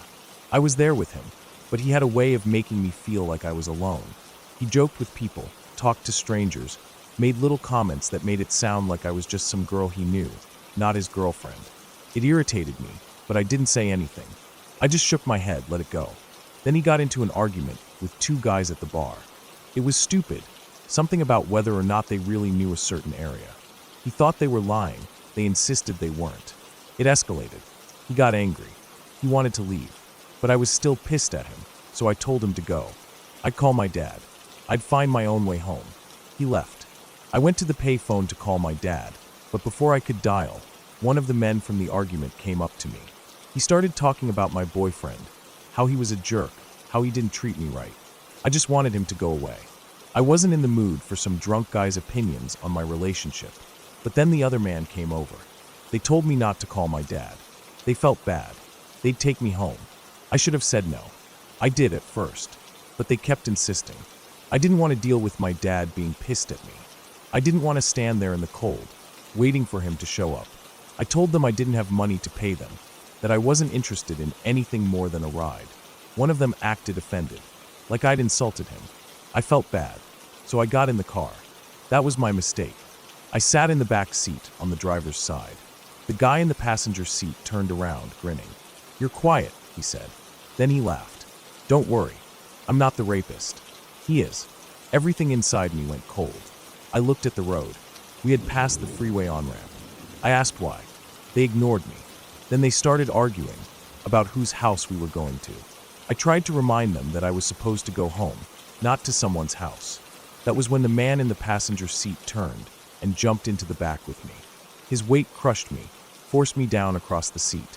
My jeans ripped as he grabbed at me. I fought, but he was bigger, stronger. I was afraid to hit him. If I hit him, he might hit me back, and I might not get up again. So I screamed instead. Screamed at the driver. Begged him to help me. He said nothing. I was trapped, pinned down in the back seat of a moving car with two men who had made it clear exactly what they wanted to do to me. There was no one to help, no one to hear me, no one who knew where I was. Then I remembered, I wasn't just fighting one man. There were two, and the driver needed to focus on the road. I swung my fist as hard as I could, slamming it into the back of his head. The car jerked. The tires slid. The man on top of me cursed. I hit the driver again. The car swerved. The man in the back seat growled something about getting rid of me. That was when I knew they were going to kill me. The car turned onto a long, empty road. There was nothing out there, no houses, no businesses, just trees and snow. I knew what was going to happen. They would stop the car, drag me out, and I would never be seen again. My body would be buried under the snow, left for animals to find in the spring. But they didn't stop. Not yet. They drove down to a cul-de-sac, one that wasn't fully developed yet. They rounded the circle, then the back door opened, and I was shoved out into the snow. I hit the ground hard. Snow burned against my bare skin where my jeans had been torn. My breath came in sharp, painful gasps. The car's tires spun, kicking up slush and ice, and then they were gone. I was alone. I had no idea where I was. My hands were shaking as I pulled my jeans up, holding them together at the torn seam. The cold bit at my exposed skin, but I didn't feel it. I was too focused on moving, on getting out of there. I saw a house. The porch light was on. I stumbled through the snow, my legs barely working, and knocked on the door. An old man looked through the window. He shook his head. He waved his hands. No, he wasn't going to let me in. I turned away, walked back down the steps. I wasn't going to beg. I wasn't going to break down. I just needed to get somewhere safe. Then his wife appeared. She opened the door, called me inside. I stepped into the warmth, but I couldn't stop shaking. I sat in a chair by the door and waited for the police. Later, I found out why the old man had refused to let me in at first. A drunk driver had crashed through their front door just 2 weeks earlier. He had been afraid. I was afraid too, but I survived. That stupid decision, getting into that car, almost cost me my life. But I made it out. I fought. I lived. And I will never forget.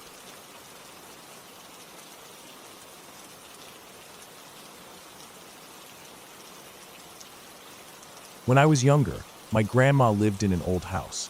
One of those places that felt like it had soaked up 100 years of memories, both good and bad. It had the kind of presence that settled in your bones the moment you walked through the door. The floors creaked no matter how careful you were, and there was always a slight draft no matter the season. The owner insisted my grandma keep all the antique furniture, paintings, and decorations, so the house was frozen in time. We called it the Haunted Mansion. Not because of anything specific, at least at first, but because everyone who spent time there eventually had a story, something unexplainable, something they wished they hadn't seen. I had my moment when I was sitting in the living room one night, alone. I remember the dim lighting, the way the shadows stretched across the walls from the old lamp. It was quiet except for the occasional sound of the house settling. I wasn't scared then, Not until the feeling hit me, like being watched, but more than that. It was heavy, pressing down on me like the air had thickened around my body. I turned my head toward the window, and that's when I saw it. A black figure stood outside, staring in. It was shaped like a person, but it wasn't a person. No features, no eyes, nothing but blackness, but I knew it was looking at me. The worst part, the ears, long and floppy like a dog's, hanging down the sides of its head, somehow making it look even more unnatural. I couldn't move at first, frozen in place as if my body had shut down. I don't know how long I was like that, maybe seconds, maybe longer. When I finally broke free of whatever held me there, I ran.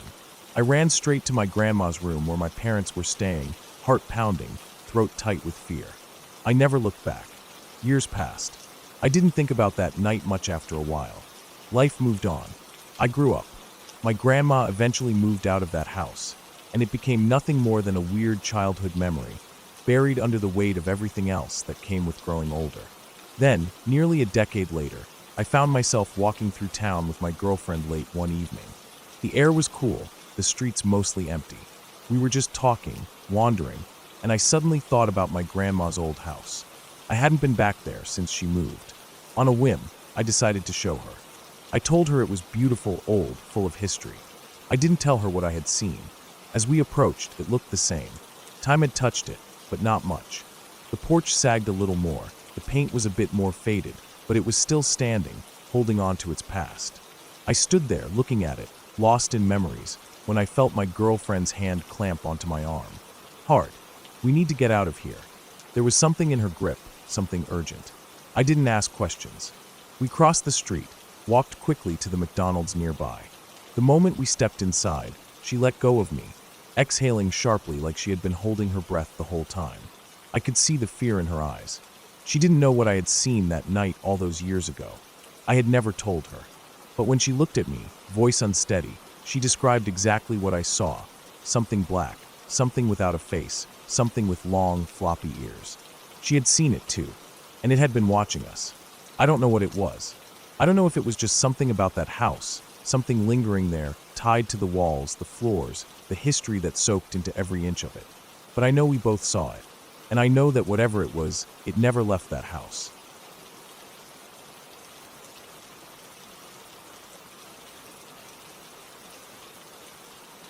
It was supposed to be an uneventful drive. A long one, sure, a few hundred miles of highway cutting through the middle of nowhere, but nothing we hadn't done before. Just a drive to drop my daughter back at her college after she spent the weekend at home.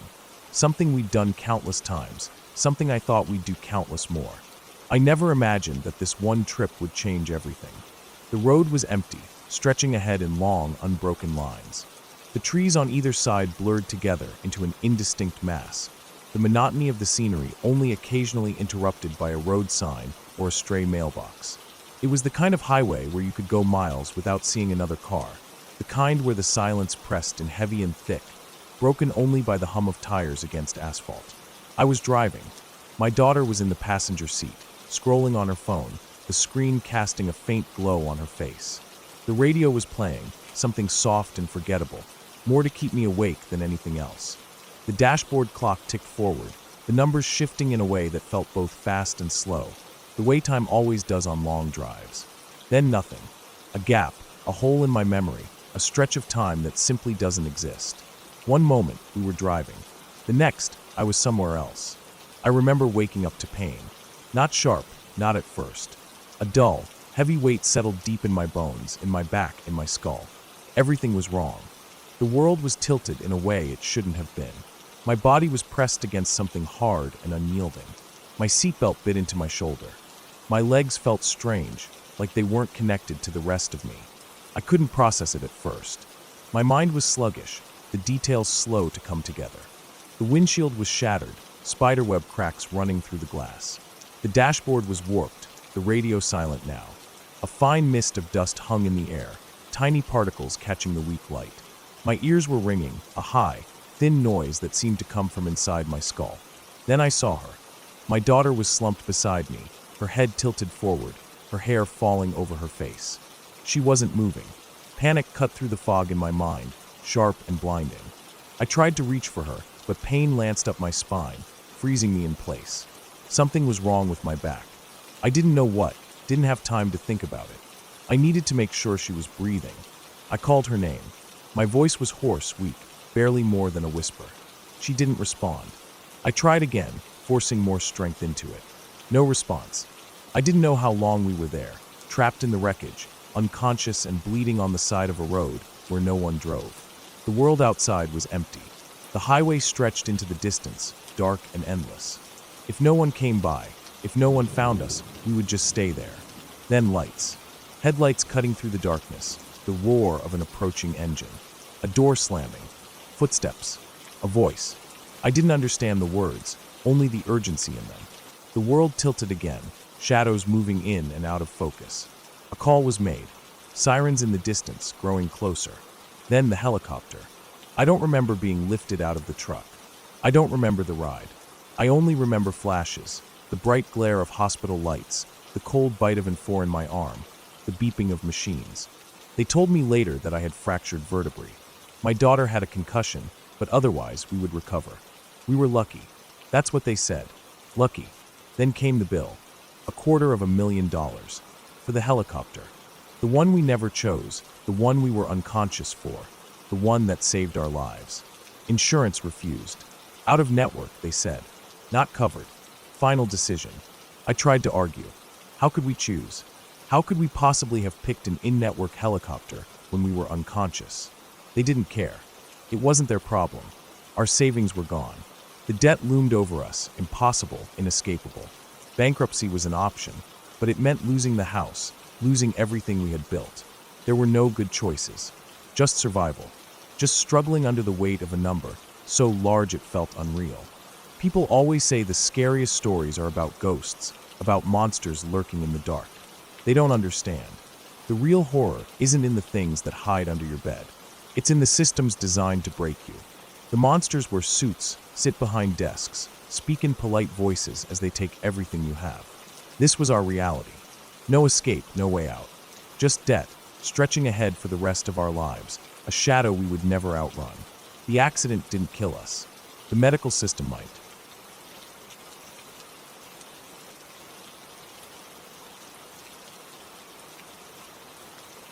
I never really thought much about the warnings. Living in Southern California, about 30 minutes from the border, I had heard the stories, seen the Facebook posts, but they never truly registered as real danger. People talked about attempted abductions in the parking lots of our Walmart, Vons, and other stores. There were posts warning women to be careful, to never go shopping alone at night. But as far as I knew, no one had actually gone missing. Just close calls. I figured as long as I stayed aware, I'd be fine. I wasn't the type to scare easily. I often ran errands late at night. It was just easier. Fewer people meant shorter lines and a quicker trip. I'd been to Walmart alone dozens of times after dark without any issues. The warnings felt distant, like something that happened to other people. That night, I had parked a little farther out in the lot than usual. It wasn't completely empty, but the nearest cars were at least 2 or 3 spaces away. I didn't think much of it. I grabbed my purse, locked my car, and went inside. The trip was uneventful. I got what I needed, checked out, and headed for the exit with my bags in hand. As I stepped outside, the air was cooler than I expected. The parking lot was still and quiet, just a few other shoppers scattered around, heading to their own cars. Then I saw him. A man in a cap stood on a small concrete island near a tree, only 2 spaces away from my car. He had a phone to his ear, but he wasn't really talking, just standing there. At first, I didn't think much of it. Maybe he was waiting for a ride. Maybe he was taking a call before heading inside. But as I walked closer to my car, he shifted. A few steps closer. Something in my gut twisted. I kept my stride normal, steady, trying not to seem paranoid. But my mind was racing. Had he been watching me? Did he see me get out of my car when I arrived? Was he waiting for me? I didn't want to take the chance. I slowed my steps, pretending to dig through my bag, as if I had forgotten something. Then, without hesitation, I turned around and walked right back inside. Inside the store, my hands were shaking. My heart pounded in my chest as I walked to the front near the registers. I stood there, trying to calm myself, trying to make sense of what just happened. From the large front windows, I could still see the parking lot. The man had moved. He was getting into a car. But he wasn't leaving. His car slowly circled the parking lot, not heading toward an exit, just driving around, watching, waiting. That's when the fear truly hit me. This wasn't random. He had been watching me. He saw me hesitate. He saw me retreat back inside. And now he was lingering, waiting to see if I would come back out alone. I knew I couldn't go back out there by myself. I spotted an employee near the entrance, an older man who was stationed near the doors. I walked up to him and asked if he could walk me to my car. He didn't hesitate. With him by my side, I stepped outside again. The air felt heavier this time, the night pressing in around me. As we walked, I kept my eyes on the parking lot. The man's car had pulled farther back now, but it was still there, still idling. I reached my car, unlocked it, and got in as fast as I could. I locked the doors immediately. The employee stood nearby until I started the engine. I thanked him through the closed window before putting the car in reverse and pulling out of the space. As I drove out of the lot, I checked my mirrors. The man's car didn't follow me. He stayed in the lot. That night, when I got home, I couldn't stop shaking. I sat in my car for a long time, my hands gripping the steering wheel, my mind running through every possibility. What if I hadn't noticed him? What if I had kept walking to my car without hesitation? What if he had gotten close enough before I could react?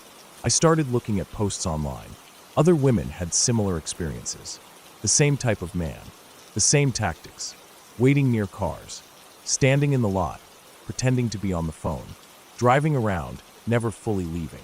Different cars, same patterns. It was clear. These weren't just random creeps. This was organized. These were traffickers, hunting for women who were alone, waiting for the right moment to grab them. And once you're taken past the border, there's no way to track you, no way to find you. I never went shopping alone at night again. I never parked far away from the store again. I never ignored the warnings again. That night changed everything. I was lucky. I got to go home. But I know now not everyone does.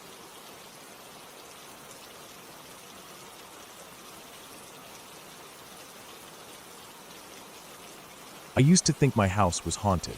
I don't believe in ghosts anymore, but back then, I couldn't explain what was happening, and it scared me. Maybe it was grief. Maybe stress. Maybe my mind just wasn't right. Whatever it was, it felt real. It started when I was in high school. I was a normal kid, I guess. I had friends. I went to class. I laughed at dumb jokes. Then my classmate died. He hung himself. It hit me harder than I thought it would. We weren't best friends or anything, but we talked. He was just there, you know? One day, he was sitting in class, and then the next, he was gone. Just like that. After he died, I changed. I can't explain how, but I wasn't the same person anymore. I got angry over nothing. I shut people out. My moods flipped like a switch, and I couldn't control them. I didn't even try. I went from feeling numb to lashing out in an instant. My family didn't know what to do with me. I didn't know what to do with myself either. A year or so passed, and I was getting ready to graduate. I had my graduation gown hanging in my room, just a plain black robe, nothing special. I didn't think much about it at first, but every time I walked by, something caught my eye. It wasn't just the gown hanging there, it was him, or something that looked like him. A man, hanging from the ceiling fan. The first time, I thought it was my imagination, a trick of the light, but it kept happening. I'd glance at the gown, and for a split second, I'd see him. I never saw his face clearly, but I knew. My stomach would drop, my skin would go cold, and my chest would tighten like something was pressing down on me. I stopped looking at the gown. I shoved it in my closet. That helped for a while. Then my grandma died. She had been sick for a long time. She was on oxygen, the kind that makes that quiet, steady noise, the faint hiss of air. At night, sometimes I'd hear her moaning softly in her sleep. The house always felt heavy when she was there, filled with that slow rhythm of her breathing machine. And when she was gone, it felt even heavier. I started hearing it again after she died. The sound of the ventilator, the quiet moans at night. At first, I thought my mind was playing tricks on me, like it had with the gown. I told myself it was just the house settling, just my imagination. But it kept happening. I'd wake up in the middle of the night, heart pounding, and I'd swear I could hear it. A soft, rhythmic hiss, moaning just like before. It wasn't just at night either. I'd see her in the corner of my eye, just like I saw him. I'd turn, and she'd be gone. But for that split second, she was there. It messed me up. I barely slept. I kept the lights on at night. I hated being alone in the house. I tried to tell myself it wasn't real, but it didn't matter. My brain believed it, and that was enough. At some point, it got worse. I don't know when it started, but I began seeing things that weren't there, shadows, movements in the corners of rooms. My mood got worse too. I was already spiraling, but this sent me further down. I couldn't think straight. Everything pissed me off. I snapped at people for no reason. I didn't want to leave my room, but I also couldn't stand being inside. I didn't want to be around anyone, but I also hated being alone. My head was a mess.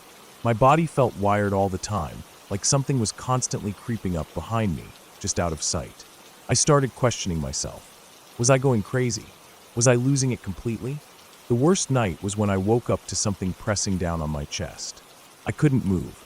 I couldn't breathe. My ears were ringing, and my heart was slamming so hard I thought it would explode. I thought I was dying, and in that moment, I swore I could hear it, the ventilator hissing. My grandma's voice, moaning softly. My classmates' feet scraping against the floor. The sound of the fan creaking. I was trapped there, unable to move, drowning in it. I don't know how long it lasted. Maybe a few seconds. Maybe minutes. But when I finally gasped for air and sat up, it felt like I had just clawed my way out of something suffocating me. That was when I knew something was wrong. Not with the house, but with me. I couldn't live like this anymore. I had to fix myself somehow. I started sleeping with headphones on, drowning out the silence. I forced myself to go outside more, even when I didn't want to. I tried to get out of my head, tried to remind myself what was real.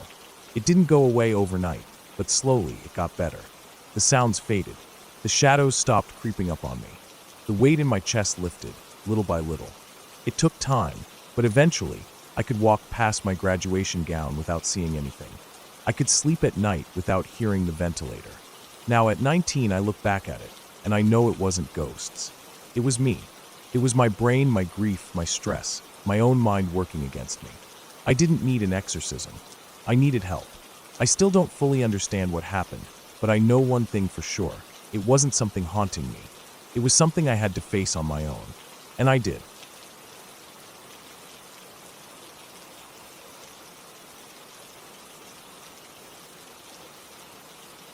The heat in Lima felt different at night, thick and heavy, pressing against the skin. The streets outside the club were alive with movement, headlights cutting through the dark, the hum of conversation and laughter mixing with the pulsing music inside. I had never been to Peru before, but it felt like the kind of place where things happened fast. The kind of place where a good night could turn bad in an instant. We had been drinking since sundown, hopping from one bar to another, laughing too loudly, feeling untouchable. The three of us, me, my old flatmate Ellie, and her friend Anna, were spending the summer traveling through South America, chasing adventure. It was supposed to be one of those unforgettable trips you talk about for years. Inside the club, the air was thick with sweat and alcohol. Bodies moved together on the dance floor, the bass vibrating through the walls. Ellie was always the first one to find someone, disappearing into a conversation within minutes of walking through the door. I stayed back with Anna, sipping my drink, swaying to the music. At some point, I lost track of time.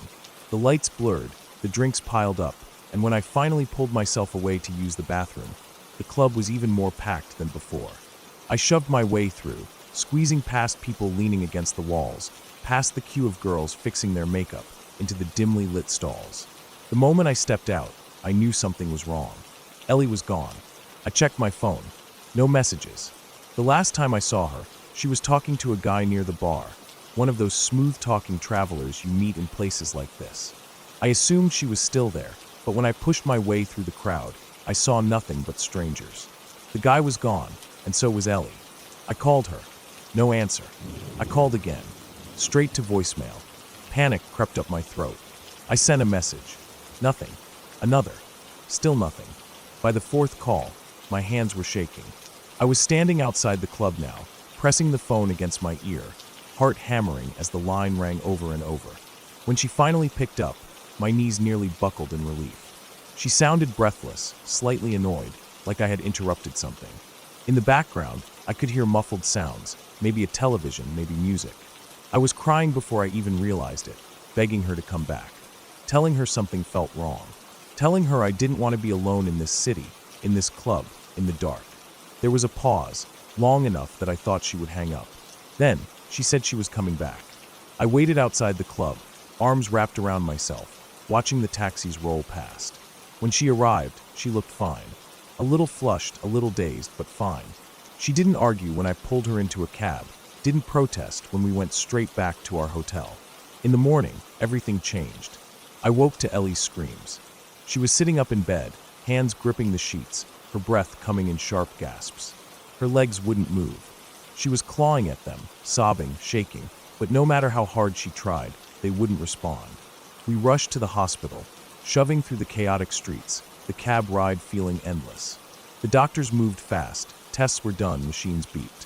Then the news came. There was something on her skin, a substance, a mixture designed to break down muscle tissue, a meat tenderizer. My stomach twisted. I looked at Ellie, at the way her hands shook, at the way she kept rubbing at her thighs like she could scrub it away. The police came next. Questions, so many questions. Where had she been? Who had she been with? What did he look like? The man she had left with. The one I had begged her to come back from. We retraced her steps. She didn't remember much. The drinks, the walk to his flat, the way he had rubbed lotion onto her legs. She had been too drunk to question it, too caught up in the moment. Then came the real horror. The police found the address. They kicked the door in. The smell hit them first. Rot. The bathroom was a slaughterhouse. Blood smeared across the tiles. A body, or what was left of one, hung in the tub, dissected like an animal. The kind of thing that makes even seasoned officers turn away. But the man wasn't there. He was gone. Days passed before they caught him. A routine checkpoint outside the city. He had been planning to leave, disappearing into the sprawl of South America, another nameless face in the crowds. They told us later that we had been lucky, that my calls had likely saved Ellie's life, that he had planned something far worse.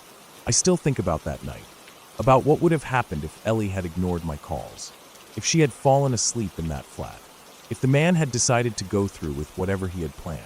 We left Peru not long after, cutting the trip short. The adventure had ended. The excitement had been replaced with something else, something darker. Even now, I can't step into a crowded club without feeling sick.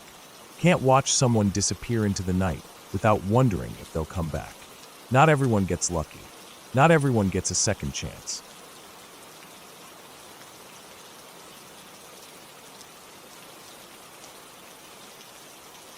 Moving to Arizona was supposed to be exciting. A fresh start, a new house, new places to explore. But that first night, I learned something about the desert that I would never forget. I was 6 years old, small for my age, and completely unaware of the things that lurked just out of sight. We had barely finished unpacking the essentials when it was time for bed. My parents were exhausted, my siblings were already settling in, and I was in the bathroom, getting ready to sleep in a brand new room for the first time. The house smelled like fresh paint and cardboard, and the air had that dry heat that made my throat feel scratchy.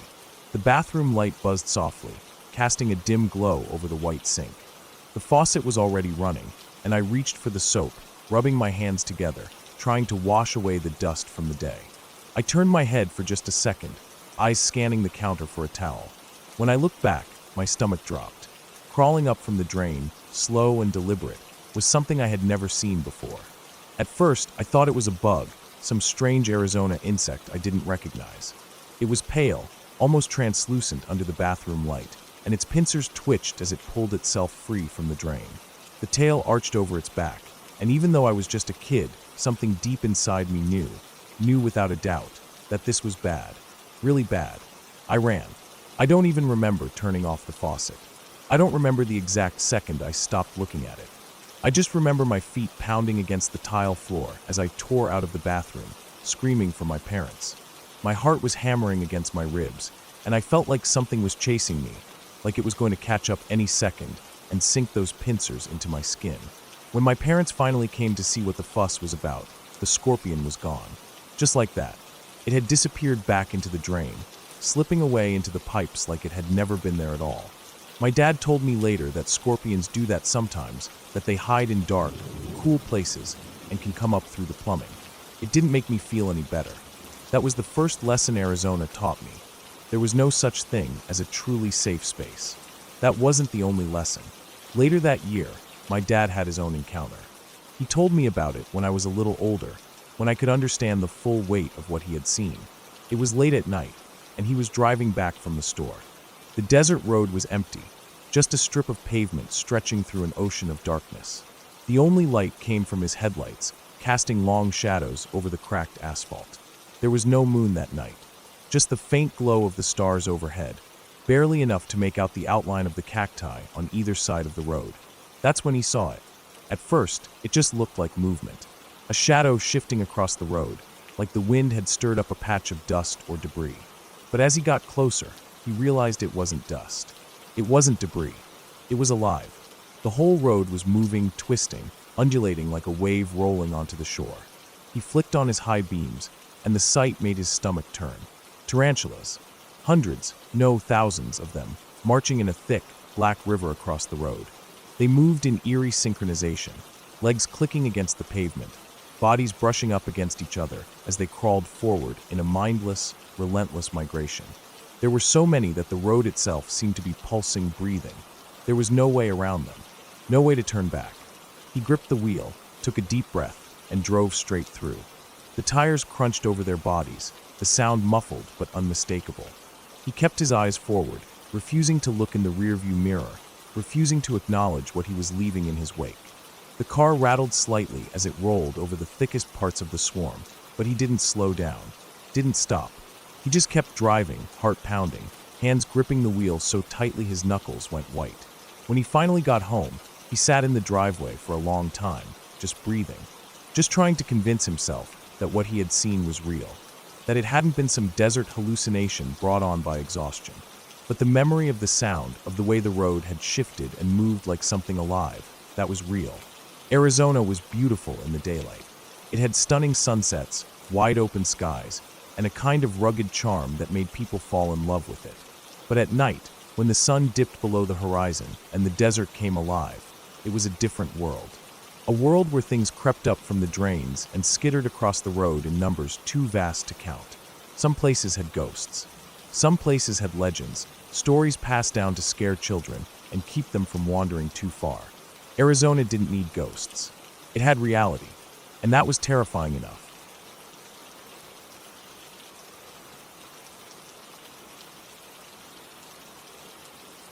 The road ahead was blocked. The checkpoint loomed in the distance, a chaotic knot of vehicles and armed men. I had no choice but to stop. I could see the flags before I even got close. The Phalangist insignia flapped in the hot wind, dust swirling around the wooden barricades. Men with rifles paced between the cars, shouting orders. I could hear the tension in their voices. This wasn't just a routine stop. The line split into two. A man in fatigues waved me toward the right side. "Christians this way," he signaled. I obeyed, driving into the queue that stretched ahead. There were maybe a dozen cars before me, but more were arriving behind. It didn't look like anyone was moving. The heat settled in, heavy and suffocating, making the dust stick to my skin. My fingers drummed against the steering wheel. I kept my head down, trying not to attract attention, but I couldn't help glancing in the mirror. More cars, more people trapped in this line.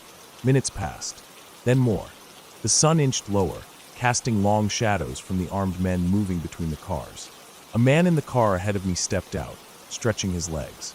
Almost immediately, a militia fighter barked at him to get back inside. He hesitated, palms raised as if in apology, then did as he was told. Something was wrong. The other line, the one for the others, was moving. Slowly, yes, but at least there was progress. Ours remained still. I could feel it now, a sinking pressure in my gut. A bad feeling. But what choice did I have? The road ahead was blocked. The road back was packed with more cars. No one would turn around now. We were stuck. Then, without warning, the order came. "Get in your cars. Stay inside." The fighters moved fast, their boots kicking up the dust. My breath came short. My hands clenched the wheel. Something was happening. My instincts screamed at me, but I couldn't just leave, couldn't just drive through the barricades. The men were too close, their rifles ready. Then the gunfire started. The first shots shattered the air. A burst of automatic fire tore through the front of the line. The sound was deafening, metallic, final. Muzzle flashes flared in the dimming light, bright against the darkening sky. Bullets tore through windshields, punched through doors. Screams filled the air. The car ahead of me jerked as bullets ripped through it. Glass exploded. Blood sprayed against the side window. I ducked low, instinct taking over. My ears rang, my heart hammered against my ribs. More shots. More screams. My hands moved before my mind did, throwing the gear shift into drive. A car door ahead swung open, a man spilling onto the dirt. His face hit the ground, unmoving. A child's cry cut through the chaos. Then more shots. The crying stopped. Behind me, someone started firing back. The militia fighters turned their attention, answering with more rounds. It was the opening I needed. I slammed my foot on the gas. The tires spun for half a second, then caught. The car lurched forward. Bullets punched through the metal, shattering the rear window. Glass rained over my shoulders. The car behind me exploded in a fireball, the force of it shaking my vehicle as I swerved past a wrecked sedan. I didn't look back. There was no time. More shots. A sharp, searing pain tore through my shoulder. Another ripped into my thigh. I gritted my teeth, pressing the pedal down harder. The road was a blur, the world narrowing to a single objective: escape. 15 seconds. That's all it took. 15 seconds of hell, of bullets ripping through metal, of screams and chaos and death. I barely felt the car moving. It was all instinct, all adrenaline. A sharp turn, another burst of speed. The gunfire faded behind me. The road stretched open. I didn't stop. Not until the checkpoint was miles behind. Not until the road ahead was empty and dark did I finally slow down. My hands shook. Blood soaked through my clothes. The pain was starting to catch up now, my body realizing what had happened. The car was riddled with holes, the engine whining, but it had survived. I had survived. I pulled over, breathing hard, hands gripping the wheel. My shoulder burned. My leg throbbed. But I was alive. Behind me, in that place of dust and death, there were no survivors. I had been lucky. Too lucky. And luck like that didn't last forever. The war wasn't over. The roads weren't safe. But for now, I had escaped. For now, I was still breathing. And that would have to be enough.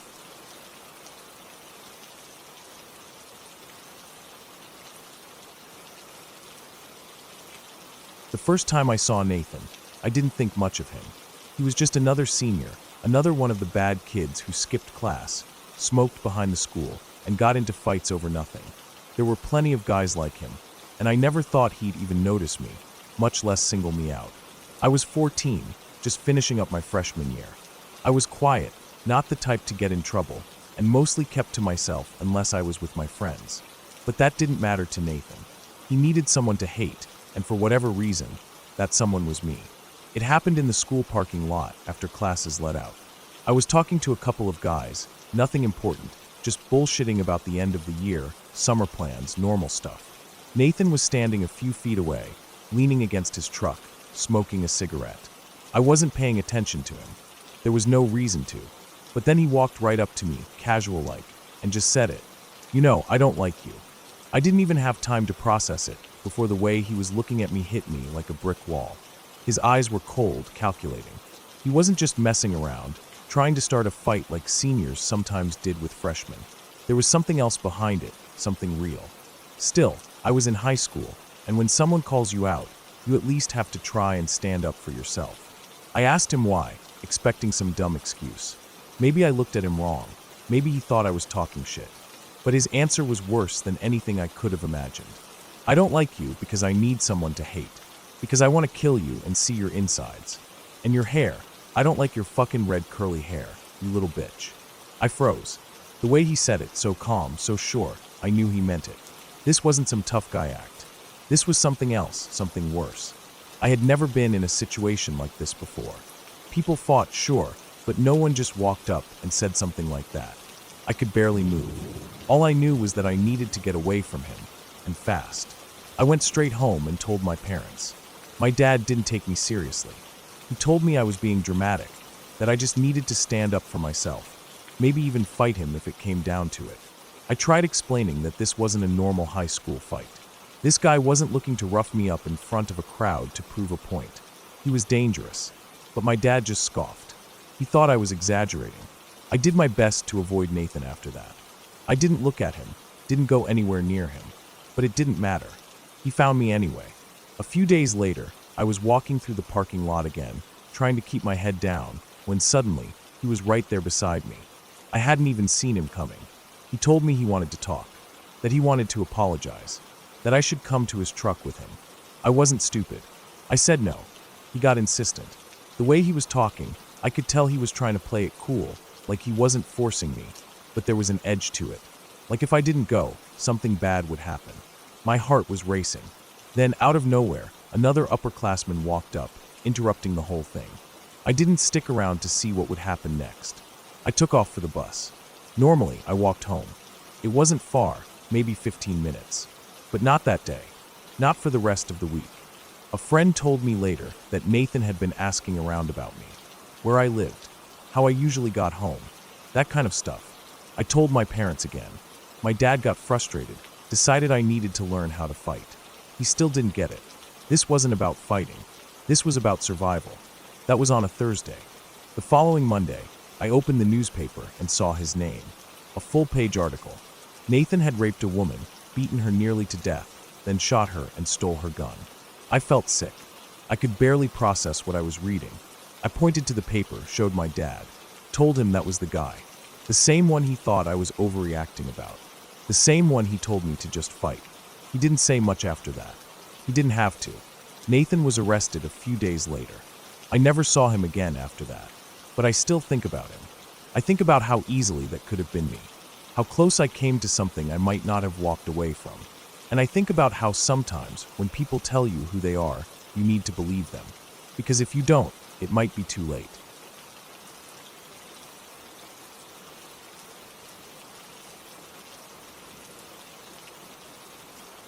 Nine years ago, I went to a music festival with some friends.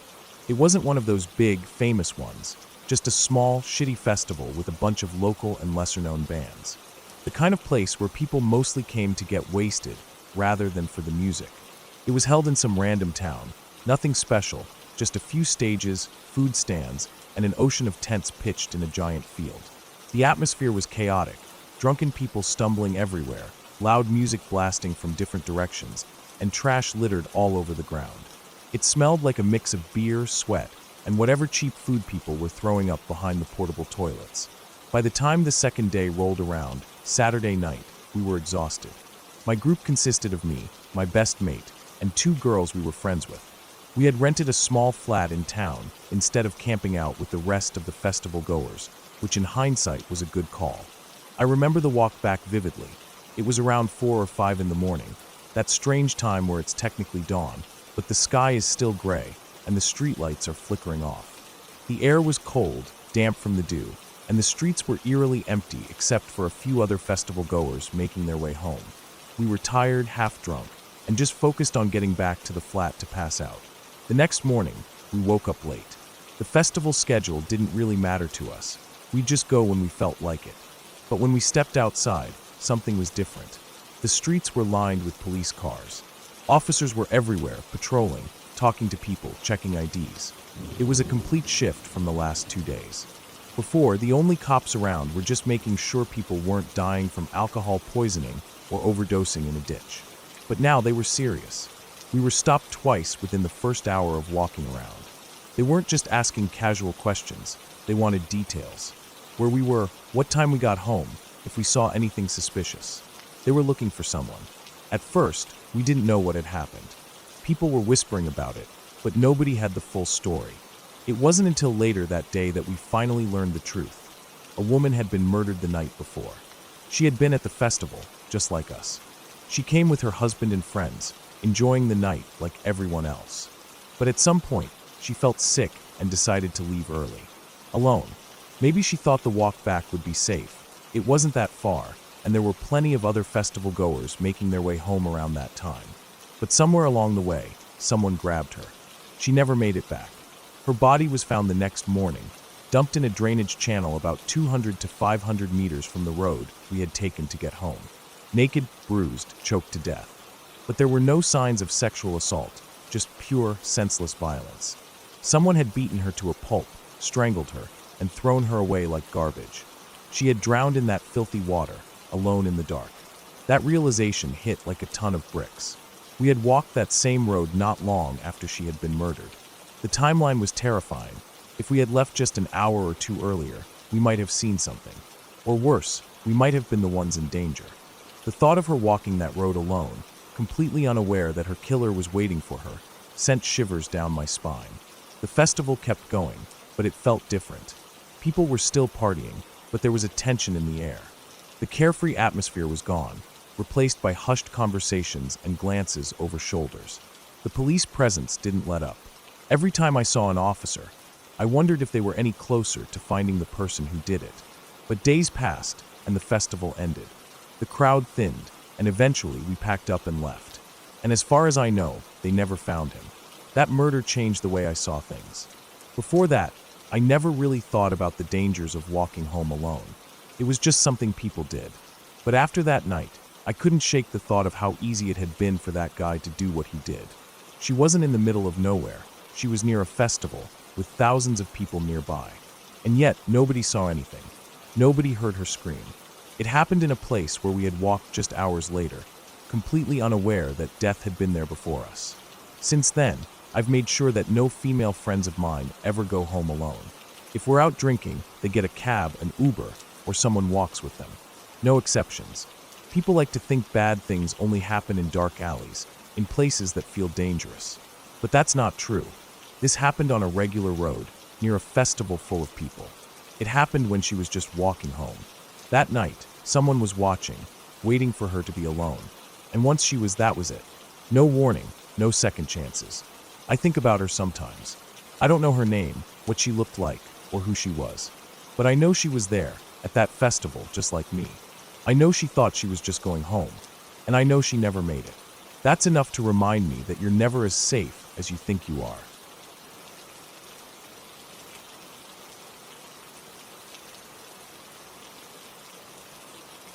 The town I grew up in wasn't all that special. Just a quiet place with quiet people. The kind of town where everybody knew each other, and nothing much ever changed. But there was one story that stuck with us, one mystery that never quite left our minds. Back in the 1980s, my school had a kid named Igor. He was taller than the rest of us, big-boned and broad-shouldered, but never once used his size to his advantage. He was quiet, gentle, and didn't have a mean bone in his body. You'd think someone like that would be well-liked, but kids are cruel, and adults, sometimes even worse. Our principal, John, was one of those adults. He had a particular dislike for Igor. No one knew why, but he would mock him, push him around verbally and sometimes physically, always making him the butt of the joke. It was uncomfortable to watch, but there wasn't much any of us could do. Teachers turned a blind eye, and Igor just took it. After a while, it started to wear on him.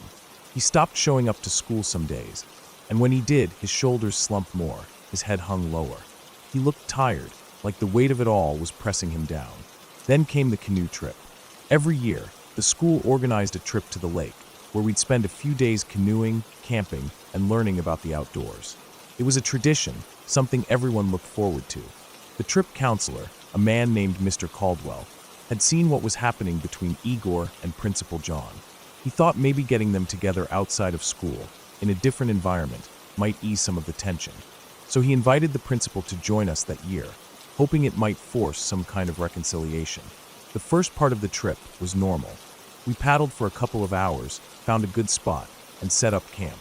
The lake stretched far, its surface like glass, reflecting the sky. Tall trees bordered the shoreline, their branches thick and tangled. It was the kind of place where you could get lost if you didn't know your way. It wasn't long before John started in on Igor again.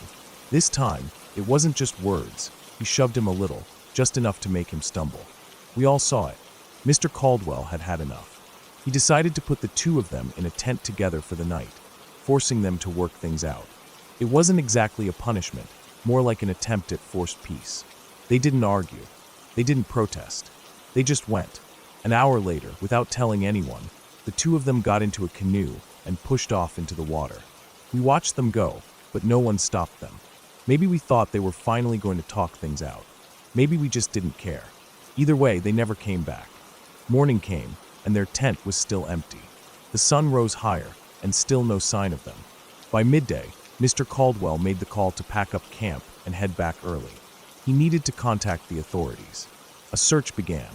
Boats combed the lake, helicopters flew overhead, and men waded through the shallows. They searched for 5 days but found nothing. No canoe, no footprints, no clues. It was like they had vanished. The police called off the search. No bodies meant no answers, and with nothing to go on, they closed the case. Mr. Caldwell didn't accept that. He took a small motorboat out himself, determined to keep looking. That's when he found the passage. It was a narrow opening in the trees, almost hidden from view, leading into a swampy area the larger search boats hadn't been able to reach. He called the authorities again, and they came back with smaller boats, trying to push deeper in. The water there was murky, thick with algae, the kind that looked like it could swallow you whole. The trees grew too close together, their roots twisting into the mud. It was nearly impossible to navigate, and they couldn't get far. But what they did find was unsettling, a small, recently extinguished campfire. It wasn't much, just a circle of charred wood, but it meant someone had been there. Maybe recently, maybe watching. But without a way to push further in, the authorities had no choice but to close the case again. Years passed. People stopped talking about it as much, but the memory never fully faded. It became a ghost story, the kind people whispered about, but never really believed. Then, a decade later, the canoe trip tradition continued. The new gym teacher, Mr. Abbott, led the trip that year. He had heard the story, of course, everyone had. On the second day, he decided to paddle out toward the swamp, just for a look. He wasn't expecting to find anything, but as he neared the entrance, he saw something move. A tall figure, deep in the trees, too large to be a deer, too upright to be a bear. It stood there for only a moment before disappearing into the shadows. Mr. Abbott hesitated, then turned his canoe around and left. He never spoke much about what he saw, only saying he wasn't alone out there. Over the years, others claimed to see the same thing, a shape just beyond the trees, always watching, never approaching. Some say it's just an old legend now, a story to scare the younger kids. But those who go near the swamp, those who really look, sometimes leave with a different feeling. Not fear exactly, just the deep, unsettling sense that someone is still out there.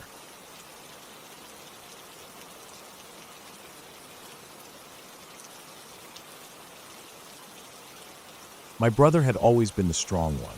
I don't mean physically, but mentally, emotionally. He was the one people in our church looked up to, the one who would always be willing to step up and help wherever he was needed. He had dedicated his life to our faith, so when he was chosen for a special program partnered with the Catholic Church, it didn't surprise me. I wasn't told much about it, just that it was meant to educate missionaries on possessions and exorcisms. It was kept quiet, almost secretive, and I only found out about it because my girlfriend at the time told me her sister was attending the same program alongside my brother. Months later, he came back. He seemed the same, or at least he tried to act the same, but something was off. I could tell. There was a heaviness in his eyes, a tiredness that went beyond simple exhaustion. He didn't talk much about what he had learned, and I didn't press him. If he wanted to tell me, he would. Not long after, he told me he would be traveling to Tijuana, Mexico, for a small missions trip. The church had been asked for assistance, and since we already had a family pastor in the area, they sent a few of our young leaders, including my brother. I told him I wanted to go, but he refused. He looked me in the eye and said, "No, I have a bad feeling about this." I laughed it off at the time, thinking he was being overprotective. But a few nights before their departure, I started having dreams.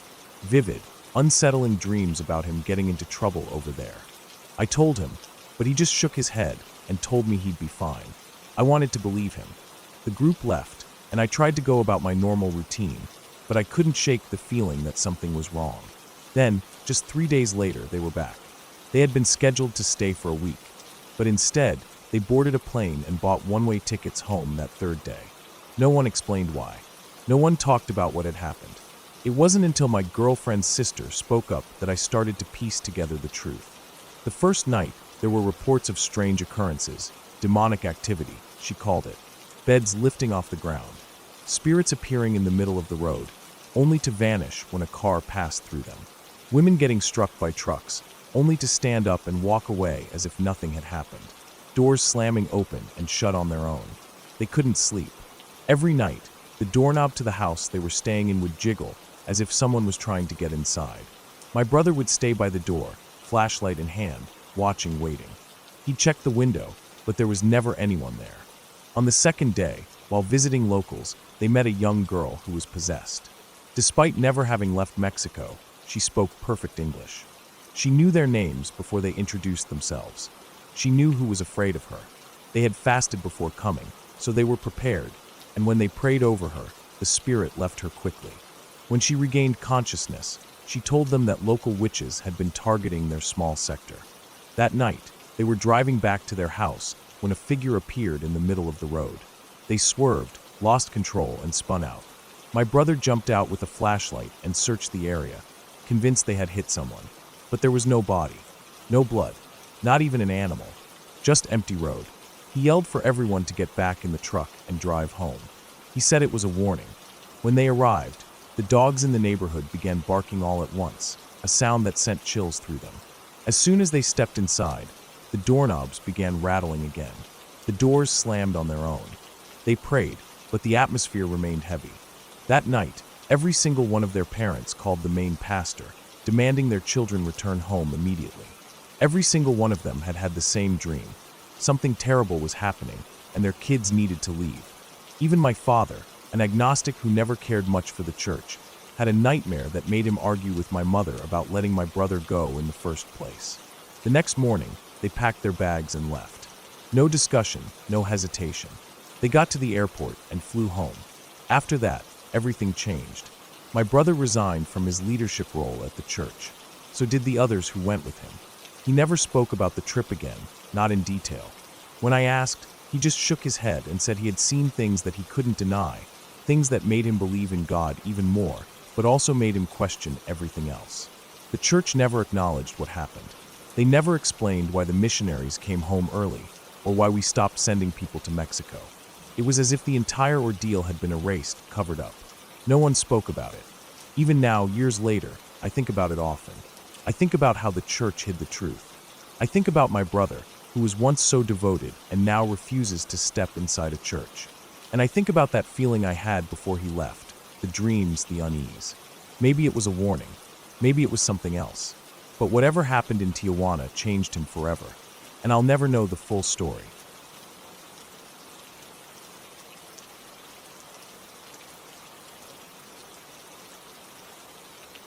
It was late, probably around 3 in the morning, and my buddy and I were driving back to my place. The night had been slow, mostly us just killing time, smoking a bit, driving around with the music low, just talking about whatever. There was something about those late-night drives, the way the world felt quiet, like we were the only people still awake, moving through an empty town that didn't belong to us anymore. The streetlights buzzed as I turned onto a road near my house, one I had driven 100 times before. It was one of those long, empty streets, lined with houses that all looked the same, driveways leading up to dark porches where people had been asleep for hours. The road was still, the kind of stillness that makes you feel like nothing is supposed to happen, like the night should just pass by uninterrupted. But then I saw him. In the distance, crouched in the middle of the road, was a figure. He was hunched over something, his body low, his shape unnatural in the dim glow of the streetlights. At first, I thought maybe it was an animal, someone dealing with an injured dog or something. But as I got closer, the shape became clearer. My headlights stretched forward, illuminating more of the road, and that's when I saw the legs. They were still. A pair of bare legs, pale under the orange glow of the lights, motionless beneath him. She was wearing pink sweatpants, but they had been pulled down, bunched up around her ankles. Underwear, too. Everything about the scene clicked together in my head all at once, like a switch had been flipped. The weight of what I was seeing settled in my chest, and I felt my breath catch in my throat.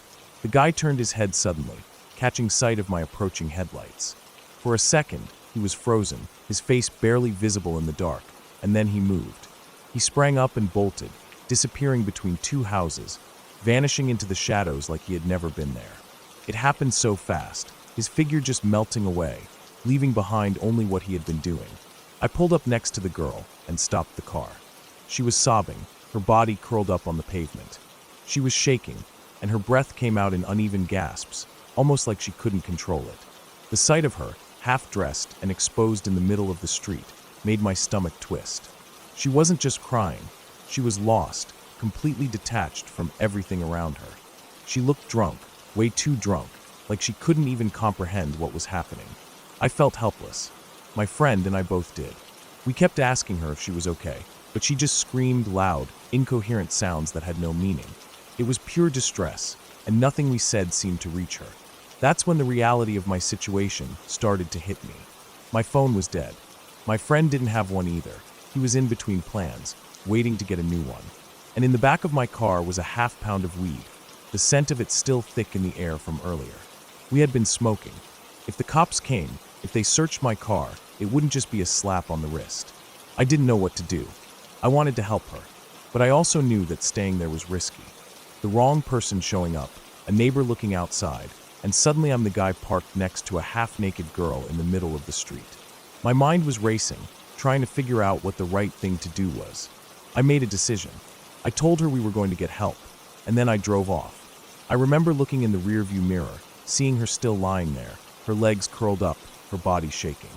It felt wrong, leaving like that, but I didn't know what else to do. I drove straight to the 24-hour gas station a few blocks away. My hands were gripping the steering wheel too tight, my knuckles white. The gas station was mostly empty, just a guy behind the counter looking half asleep. I picked up the old payphone outside and dialed 911. When they answered, I gave them the street name and the address in front of where she was lying. I didn't tell them who I was. I didn't stay on the line long. I just made sure they had the location, that they knew someone was there, and then I hung up. I stood there for a moment, staring at the phone. My buddy was still in the car, watching me. I could tell he felt the same way I did, like we had just touched something evil, like the world wasn't what we thought it was. I didn't go back. We waited a while at the gas station, long enough to know that by the time we drove past again, there would be flashing lights and people who could actually help her. I told myself that was enough, that I had done the right thing, but I still think about her, about what she must have gone through that night, about what happened after the cops found her. I wonder if she was okay, if she even remembered anything the next day, if she got home safe. I wonder if they ever caught the guy, or if he just disappeared into the night, moving on to some other dark place. That was the first time I ever saw something like that up close. The first time I understood that real evil doesn't come with warnings, doesn't give you time to react. It just happens, slipping into the cracks of the world, waiting for the right moment to show itself. And when it does, you never really forget it.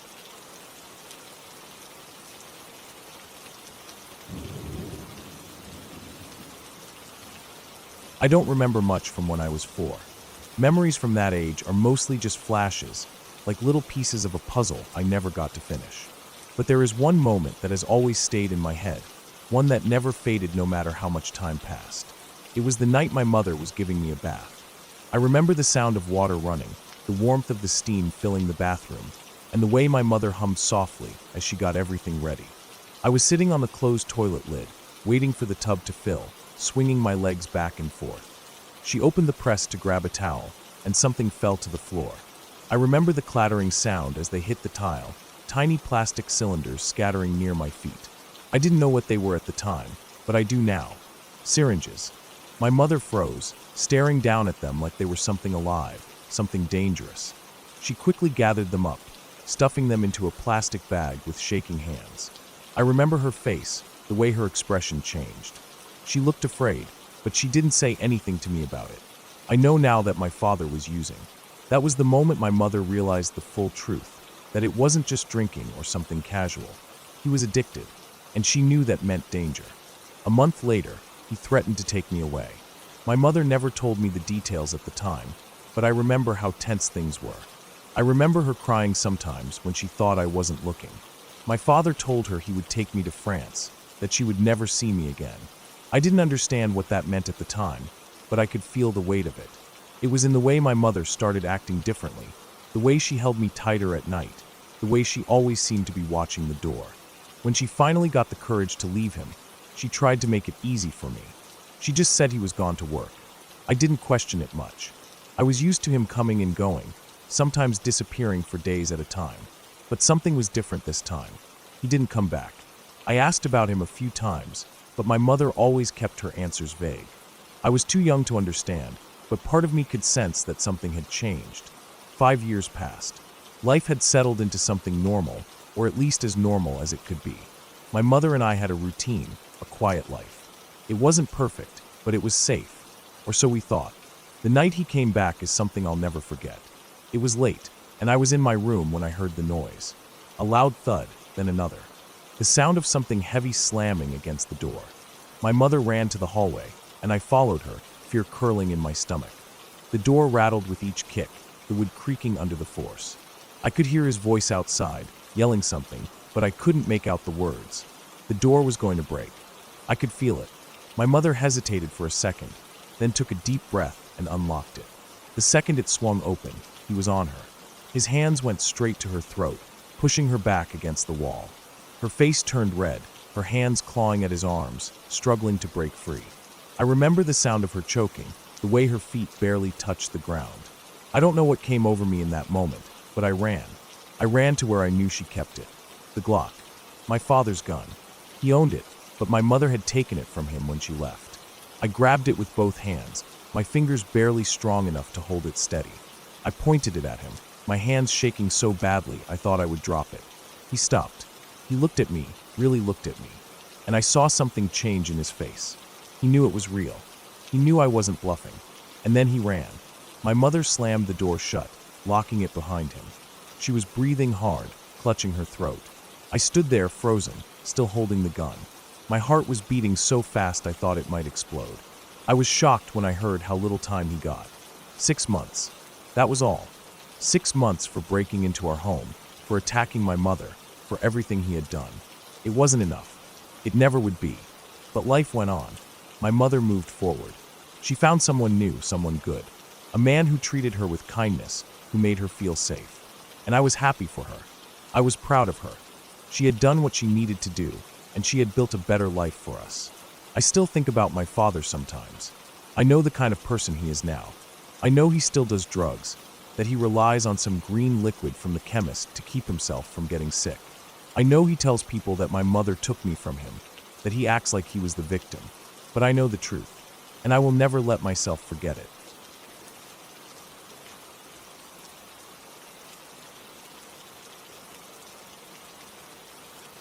I was in my clinic when they walked in, a family of 3. A father, a mother, and a little girl no older than 6, carrying a pillowcase that was slightly shifting in her arms. It was a quiet afternoon, and I was between appointments, so I had them come in right away. They told me about their snake, a young python, just a few feet long, a non-venomous, docile pet they had raised since it was small. It had free roam of the house, curling up in warm spots and slithering about as it pleased. The little girl adored the snake, and from what I gathered, it seemed to favor her as well. But lately, something had changed. The snake had stopped curling up when it slept. Instead, it would lie perfectly straight, stretched out, often right next to the girl.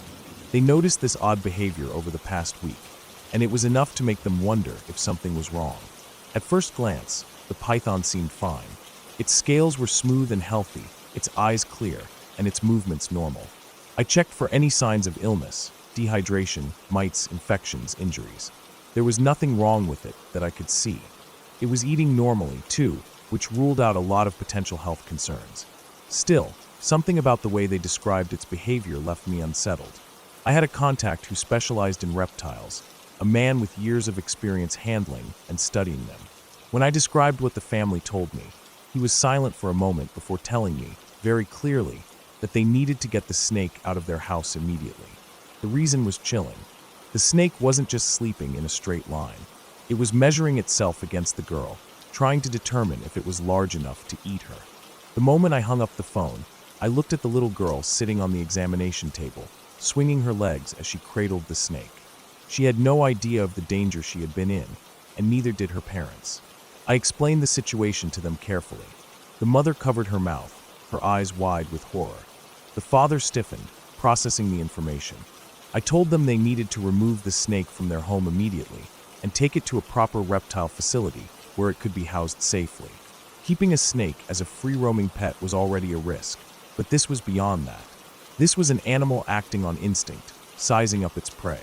They left in a hurry, the little girl reluctant to part with her pet, but quiet in the face of her parents' urgency. I watched them go, the weight of what had almost happened settling heavily in my chest. A few days later, I followed up. They had taken the snake to a reptile rescue center, where it was now housed safely and properly. The girl had been upset, but was coming to understand. The parents were shaken but grateful. I thought about it often after that. The way we sometimes forget that animals, no matter how tame they seem, are still creatures driven by instincts. And sometimes, those instincts make them dangerous in ways we never expect.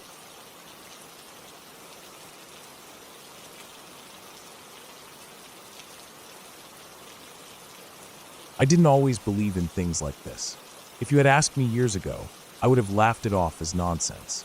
The world seemed random to me, a series of chaotic events, with no deeper meaning or consequence beyond what we made of it. People made choices. Some were good, some were bad. That was life. It wasn't until later, until I saw it unfold firsthand, that I realized how wrong I was. It started with a decision, one that seemed small at the time, insignificant even. There was a man I could have helped. I had the means, the time, the opportunity. I didn't. Not because I was cruel, or heartless, or even apathetic. I was just busy, distracted. I figured someone else would step in. People always did, right? That's what I told myself. He was sitting outside a convenience store. Not begging. Just sitting, like he was waiting for something. A chance, maybe. He looked at me, and there was something in his eyes. Not desperation, not even hope. Just recognition. Like he knew that I was supposed to do something, and he was waiting for me to realize it too. I didn't. I walked past him, went inside, bought whatever I came for, and left. When I walked back out, he was gone. A few days later, I read in the news that a homeless man had died 2 blocks from that store. Exposure, they said. It had been an unusually cold night, and he hadn't found shelter. The details matched. I don't know for certain if it was him, but in my gut, I felt it was. And that should have been the end of it. It wasn't. Things started changing after that. Subtly at first. People I knew began making odd decisions, ones that didn't fit them. My brother, a responsible father of 2, quit his job with no plan. My co-worker, who had never touched a drink in his life, started showing up hungover. Relationships around me crumbled, not in the usual slow way, but suddenly, violently. Fights that came out of nowhere. Opportunities lost without warning. It felt like something was unraveling, like a thread had been pulled that wasn't meant to be. I told myself it was coincidence. It had to be. But then, I started noticing the patterns. The timing. The way everything seemed to spiral from that one moment, that single choice I had made not to act. I went back to the convenience store. I don't know what I was expecting to find. Maybe some kind of sign. Something to tell me I was imagining all of it. The store was the same. The street was the same. But when I asked the clerk about the man who used to sit outside, he just frowned. "No one like that hangs around here," he said. "Not in a long time." That didn't make sense. I had seen him, just days before. But when I tried to push, the clerk gave me a look, like I was making it up. I left, feeling uneasy. The days kept passing, and things kept getting worse. People I knew were suffering in ways they never had before. Friends losing jobs, families breaking apart, businesses failing. Not just random people, but people directly connected to me. It was like a wave of bad luck, except it wasn't just luck. It was something else, something deeper. I started tracing back every event, every misfortune, and it all led back to that one night, that one decision. There were moments when I tried to shake it off, to rationalize it. But every time I convinced myself I was just being paranoid, something else would happen. Someone else would lose something they shouldn't have lost. It was like a domino effect, one that wouldn't stop, because the balance had been thrown off. Something that should have happened, hadn't. And the consequences weren't just fading away. They were multiplying, shifting, changing form. I tried to fix it. I started helping others, trying to give back, to make up for what I had done. But it was too late. That moment had passed. The damage had already been done. I don't know how far it will go. I don't know where it will end. But I do know this. When something is meant to happen, it happens. And when you interfere with that, when you choose not to act, not to do what you were meant to do, it doesn't just disappear. It doesn't just vanish. It takes another form. It shifts in ways you can't predict, ways you can't control. Maybe that's why history repeats itself. Maybe that's why patterns emerge over and over again. Because someone somewhere disrupted the current, stopped something that was meant to be, and the consequences rippled out, touching everything in their path. I see it now. I understand it. But understanding doesn't change anything. The cycle has already been broken, and there is no going back. I wonder if someone else will read this one day, if they will understand, if they will see the connections before it's too late. But what do I know?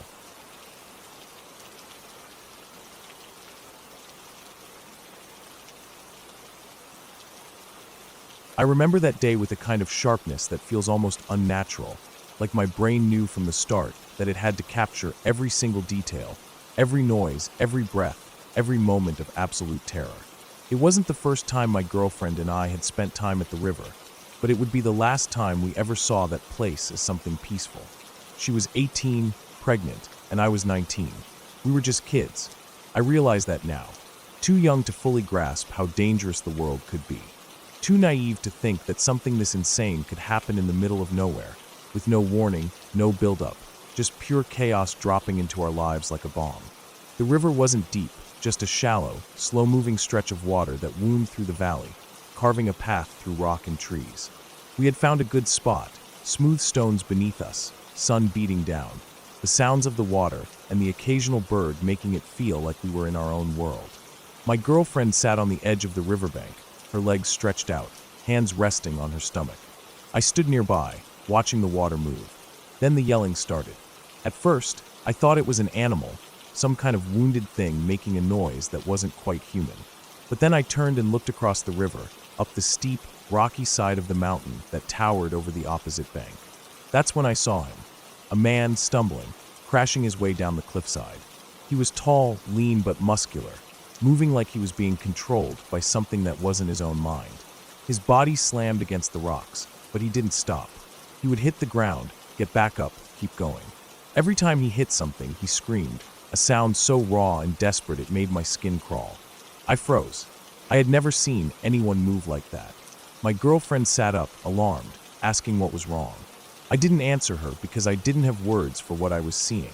The man hit the ground hard at the base of the cliff, his body folding in a way that should have broken something, but somehow, impossibly, he got up again. And then he started walking toward us. Not just walking, staggering forward with a kind of purpose that made my stomach turn to ice. The river was wide, but not deep, waist-high at most. He stepped into it without hesitation, and that's when I realized just how bad this was. He wasn't just walking. He was slamming his head against the rocks as he moved, again and again, hard enough that I could hear the dull, wet thuds from where I stood. Blood ran down his face, mixing with the water, turning it red around him. My heart pounded. This wasn't normal. This wasn't right. Stupidly, I did the only thing I could think to do. I grabbed my water bottle and held it out. Some part of me thought maybe he was just dehydrated, delirious from the heat.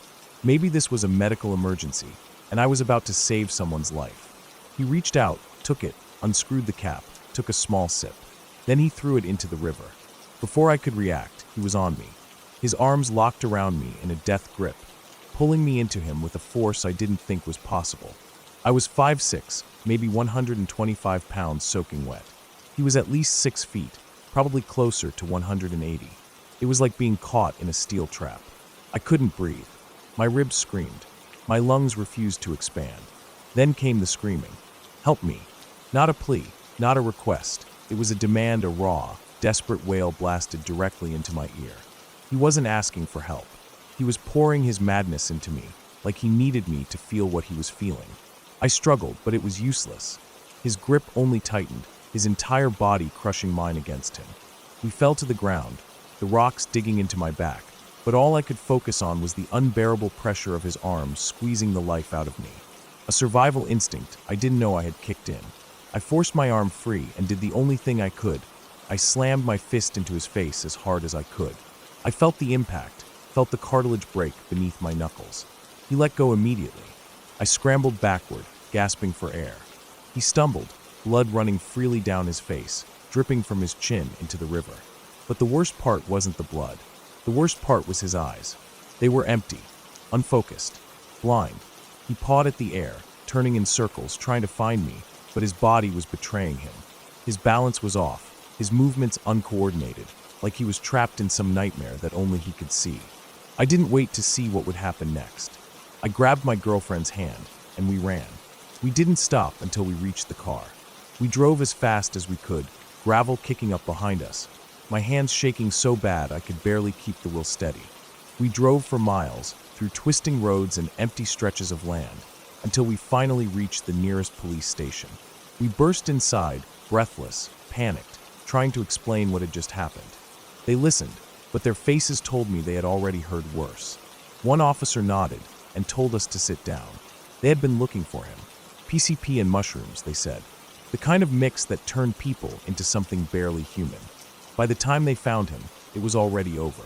He had kept moving, stumbling blindly through the trees, crashing down another cliffside over and over again until his body finally gave out. I didn't feel relief when I heard the news, just an empty, sinking horror. I could still feel his arms around me, still hear his screams in my ear. I knew I would never forget it, and I haven't. Not a day goes by that I don't think about that moment. The moment when, for the first time in my life, I realized just how thin the line was between life and death, between normal and chaos, between safety and absolute terror. I never went back to that river, and I never will.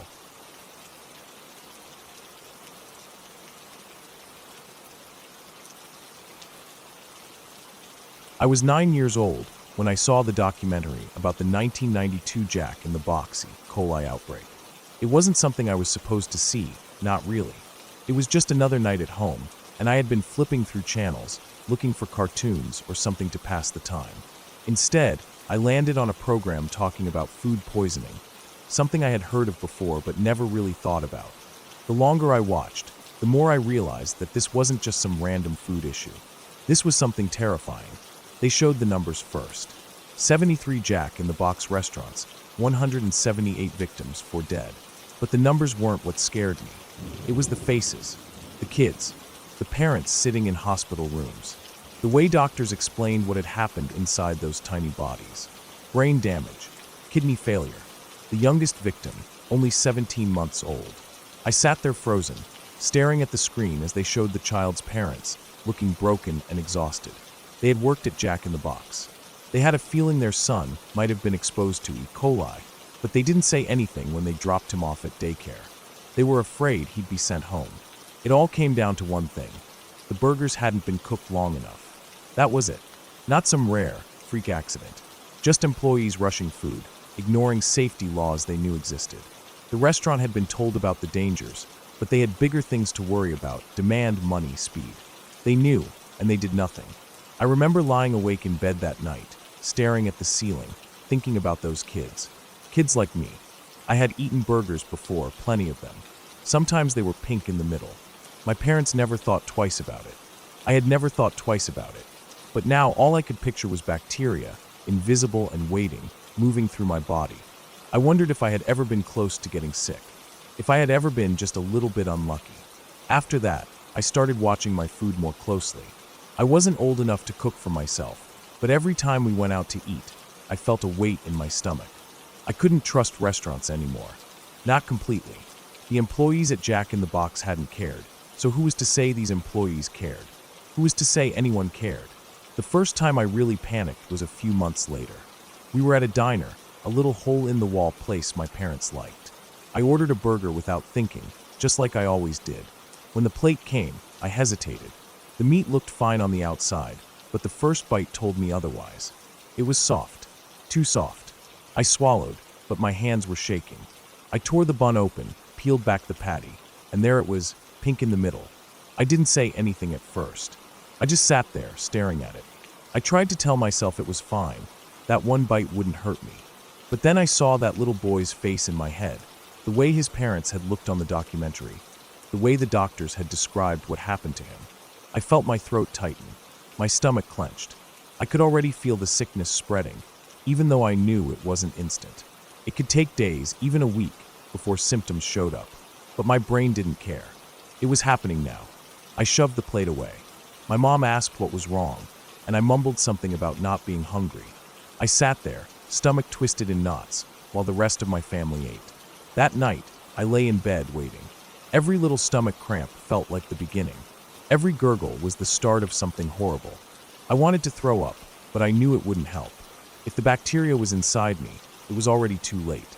I barely slept. The next morning, I was fine. No fever, no cramps, no blood in my stool, like the documentary had described.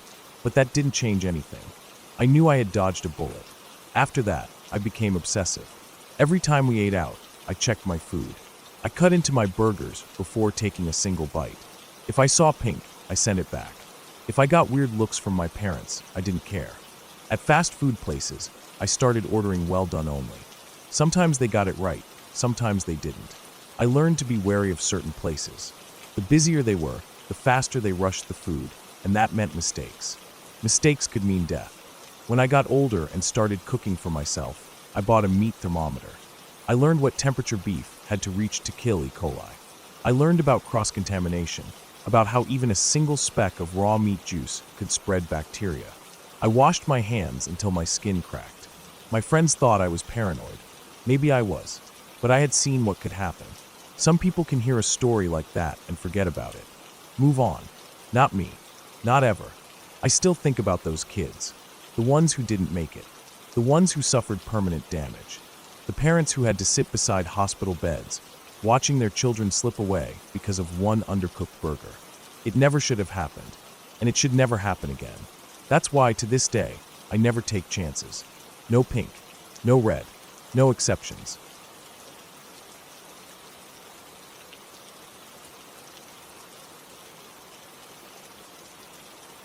I didn't want to know what happened to her. Not really. But in a town as small as ours, some things you just can't escape. Her name was Marcella Hope. She was 2 years old when she died. I remember when the news first spread. It started as whispers, passed in hushed voices over checkout counters, in the parking lots of gas stations, through half-open windows of pickup trucks. But the whispers couldn't contain it for long. The details forced their way into the open, into conversations no one wanted to have, but couldn't stop themselves from repeating. I don't know how long she suffered before she finally died. That's what I think about the most.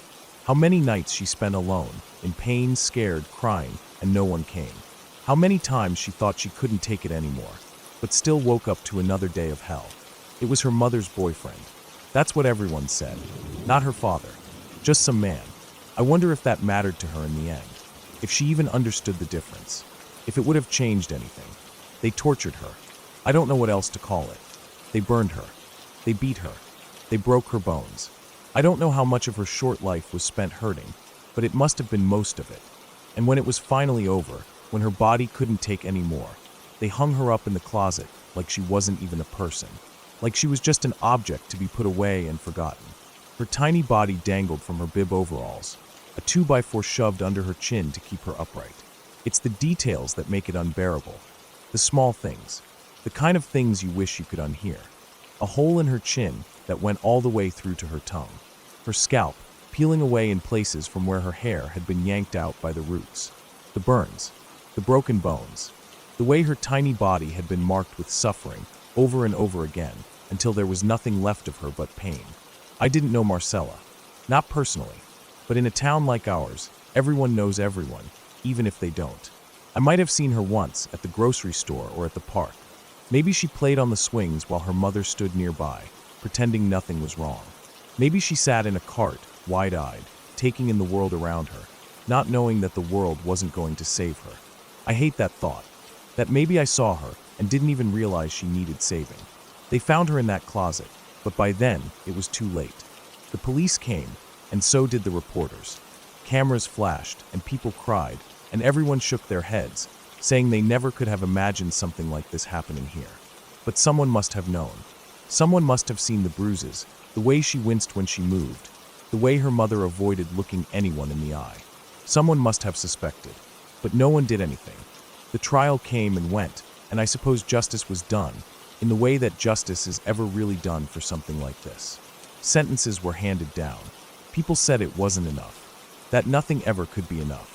And they were right, because there's no making it right, no undoing what was done. The town tried to move on. People stopped talking about it as much. The newspaper printed fewer articles. The name Marcella Hope faded from the headlines. But some things don't go away just because people stop talking about them. Sometimes, when I'm driving through town, I think about her. I wonder if she ever had a favorite toy, or if she liked to dance when she heard music, or if she laughed when someone made a funny face. I wonder if, in the middle of all that pain, there were ever moments of happiness. I hope there were. I hope there was at least one moment, somewhere in her short life, where she felt safe, where she felt loved. But the truth is, I don't know if there was. And I don't think anyone ever will. All I know is that she should have been saved. That someone should have saved her. That she should still be here, running around, playing in the sunshine, growing up. that she should have had a future. But she didn't, and nothing can change that. And I think that might be the worst part of all.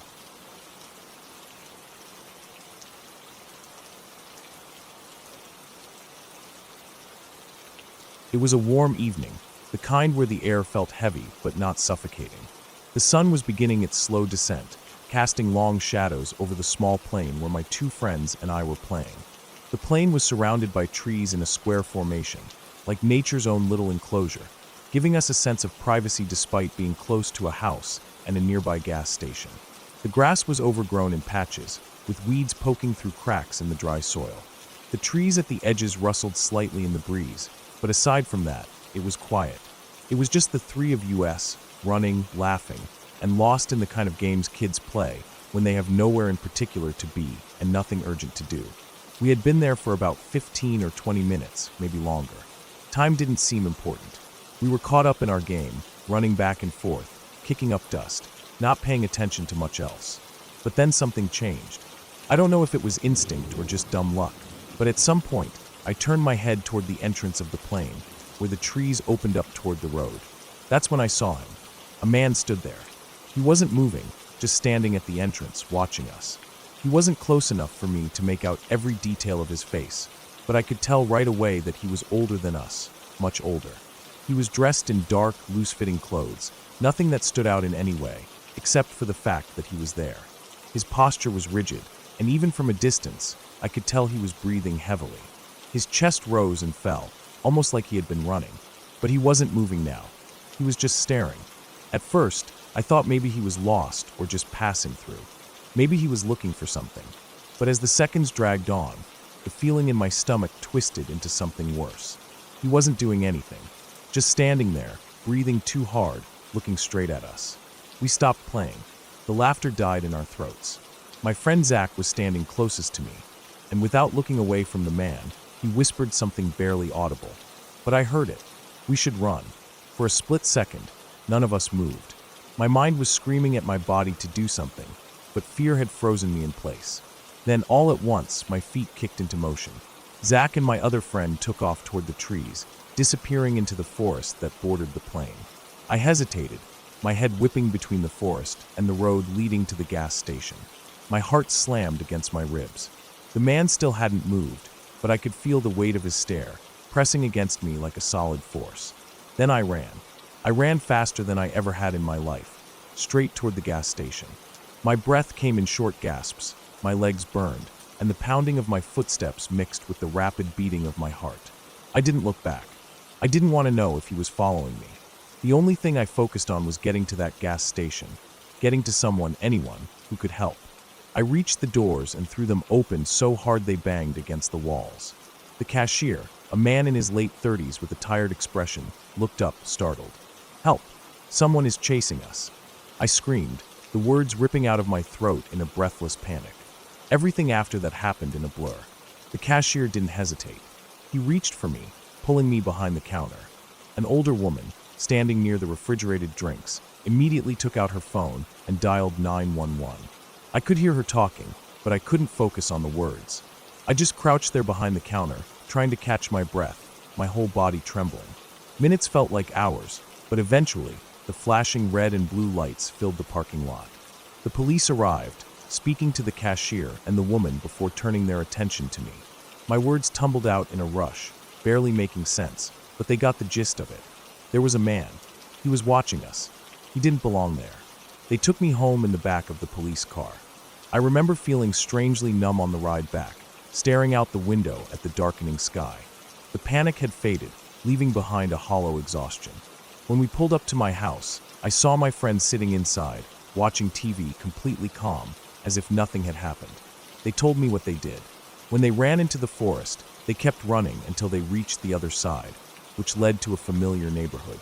From there, they casually walked home.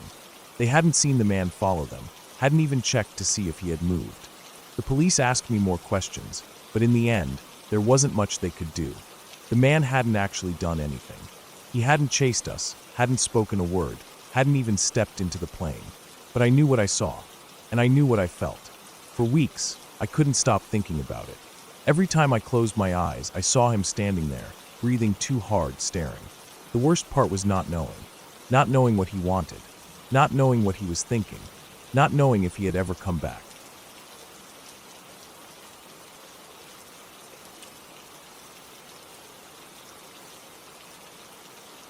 I was never around to see it since this happened when I was extremely young, so I'm not telling the tale from memory. But this has been sworn to be a true story by both my parents, and whether or not the reader thinks that this is a plausible chain of events, at least know that the presence of the supernatural has never been disproven and could very much be real. With that being said, I am now about to give a summary of how a seemingly inanimate object tampered with my aunt's mind and almost touched the rest of my family too. I won't mention any names or any locations, as I want to keep at least the crucial and personal details secret. Understand that this has somewhat affected my life as well, so I'm not pulling your leg, let alone any of your toes. This all began at an airport where my dad ran into a nervous African man holding a wooden, horned devil mask designed much like many other tribal African masks. The man was anxious to give the devil mask to my father, begging him to take it. While my dad had a very unsettling feeling about the mask, he took it reluctantly without thinking too much of it. After all, it was just a scary-looking mask. What could a scary-looking mask possibly do? It turns out a scary-looking mask can do more than just sit on your wall, which is what my dad expected the mask to do. But after leaving it unattended on a wall in a room with nothing but cardboard boxes in it, my dad overheard the sound of boxes suddenly crashing into each other, as if someone had come in there and thrown them across the room. This would have been an unlikely but still believable explanation, except the door was locked, and there was no way that anyone could have gotten in. My dad opened the door, and the mask, still hanging on the wall, continued to lifelessly glare at him in its usual spot as my dad looked around the room and saw that many of the boxes had been moved violently into random parts of the room, as if some phantom force had shot them off the walls. My parents both agreed that if a mask could do that just by hanging on the wall in an empty room, it should be immediately thrown in the trash before it could do anything worse, namely to me, their baby at the time. Unfortunately, the mask had found its way to my uncle, who retrieved it from the dumpster and thought it was completely silly that my parents were so afraid of it, ignoring their warnings. I was never told what my uncle was doing with the mask when he was keeping it for himself out of curiosity. But after enough time had passed for me to have started being able to walk, my aunt had begun to see horrible visions of terrible things that I won't talk about. She started to change.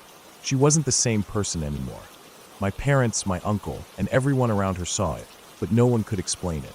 What began as a slow decline turned into something much worse. She was seeing things, hearing things. My parents described her behavior as erratic, unpredictable. There were moments where she would sit in complete silence for hours, staring at nothing. Then, without warning, she would scream, thrash, and cry about things no one else could see. At first, my uncle thought she was just stressed or going through some sort of personal crisis. He didn't believe in curses, spirits, or anything like that. But when she started talking about things she shouldn't have known, things about the mask, things she had never been told, even he started to wonder. She spoke about shadows moving when no one was around, whispers that came from nowhere, and the feeling of being watched at all times. She stopped sleeping, terrified of what would happen if she closed her eyes. She claimed that every time she did, she saw something waiting for her in the darkness. Then one night she snapped. My parents never gave me the full details of what happened, and maybe they didn't even know everything themselves, but it was bad enough that my uncle had to get her committed. I never saw her again. I always wondered what happened to her, where she was what she became, but no one ever talked about it. My parents wouldn't, my uncle wouldn't. It was like she had been erased from our lives, a chapter that no one wanted to reopen. As for the mask, my uncle finally got rid of it. He never said what he did with it, just that it was gone. Maybe he burned it, maybe he buried it, maybe he threw it into the ocean. I don't know, and I don't think I want to know. But I do know that after he got rid of it, things got quieter. No more whispers, no more moving objects, no more nightmares that wouldn't end. To this day, I wonder where that mask is. Maybe someone else has it now, sitting on their wall, completely unaware of what it is, what it can do. Or maybe it's still out there, waiting. Say what you want about what I'm telling you. I don't have any proof of it, but my parents are some of the most honest people I know and would never lie about something like this. And for something that I was never around to see, it's still scary to me that a cursed mask could actually do that. Like I said, this is not a joke. And this will always be my reminder that there is a supernatural world above us. And if we mess with it, it will mess with us.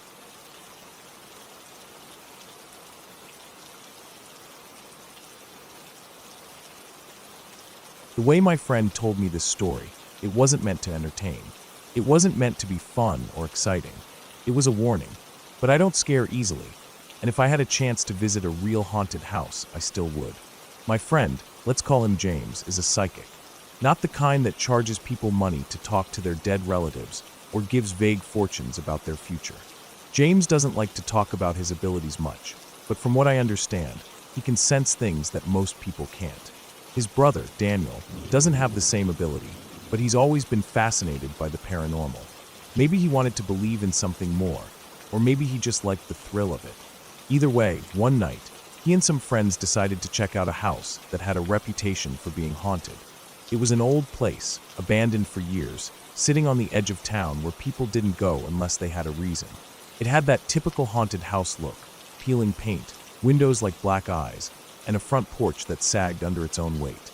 The stories about it were vague, mostly rumors of strange noises, shadows moving through empty rooms, and people getting a bad feeling the moment they stepped inside. Daniel and his friends weren't the first to go there. Others had dared each other to spend the night before, and nothing too serious had ever happened. Just the usual, hearing creaks and knocks in the night, feeling watched, seeing movement out of the corner of their eyes. The kind of stuff that could be explained away if you weren't trying too hard to believe. They went in expecting a fun night. They brought flashlights, a couple of cheap EMF detectors, and even a digital recorder to try and catch voices. They walked through the rooms, calling out, asking if anyone was there. They got a few strange noises, a few moments where the air felt heavier, but nothing solid. At some point, someone suggested they turn off all the lights and sit quietly in the dark, just to see what would happen. For a while, nothing did. Then, one of them heard a faint whisper. Another swore they saw a shadow move when no one else did. The temperature dropped suddenly, and for a few minutes, they felt like they weren't alone. But when they turned the lights back on, the feeling faded. It wasn't enough to be sure. They stayed the night, sleeping in shifts, and left in the morning feeling like they'd had an interesting experience, but nothing life-changing. But for Daniel, things didn't end when he walked out that door. If anything, that was when they really began. At first, it was small things. He'd leave something in one place and find it somewhere else. A glass would tip over on the counter when there was no reason for it to. Doors he knew he'd closed were open when he turned around. At night, he'd wake up feeling like someone was standing in his room. But when he turned on the light, he was alone. He brushed it off. Maybe he was just being careless. Maybe he was still spooked from the house and imagining things. But the more he ignored it, the worse it got. One night, he was watching TV when a potted plant fell off the shelf and hit him in the head. Not just a little bump, it hit hard enough to leave a bruise. Another time, he was walking down the stairs when he suddenly felt something push him forward, making him stumble. He barely caught himself before falling. He started waking up with scratches on his arms, small and shallow at first, but then deeper, as if something was trying to get his attention. He even found bite marks, actual human-shaped bite marks, on his shoulders and back, in places he couldn't have reached himself. At this point, he knew something was wrong. This wasn't just being forgetful. This wasn't just paranoia. Something had followed him home. He went to James for help. As soon as James saw him, he knew. He said there was something around Daniel, something dark. It wasn't a ghost, not a person who had died and lingered. It was something worse, something that didn't belong in this world, but had attached itself to him anyway. James didn't tell me everything he did, but he told whatever it was to leave, to go into the light, to let go, or whatever it is that makes these things stop. And it did. The scratches stopped. The strange movements and noises stopped. Daniel didn't feel watched anymore, didn't wake up gasping in the dark, expecting to see something standing over his bed. It was gone. James told me this story like he expected it to change my mind about haunted places. Maybe it should have. But all it did was make me want to go even more. I don't know if I believe in ghosts or spirits or whatever was following Daniel, but if I knew where to find a place like that, I'd go in a heartbeat. And if something followed me home, well, I guess I'd find out for myself.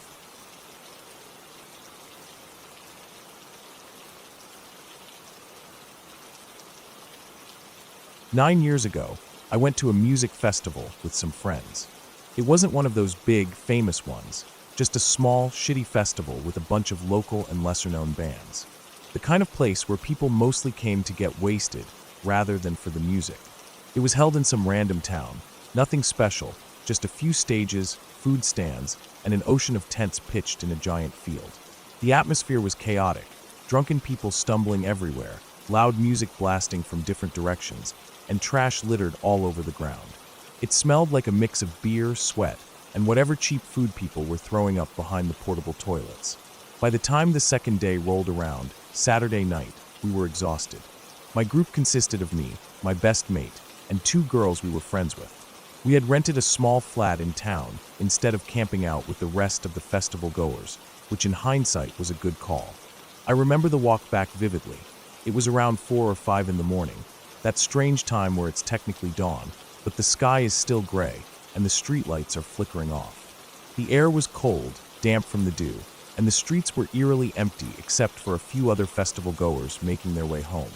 We were tired, half drunk, and just focused on getting back to the flat to pass out. The next morning, we woke up late. The festival schedule didn't really matter to us.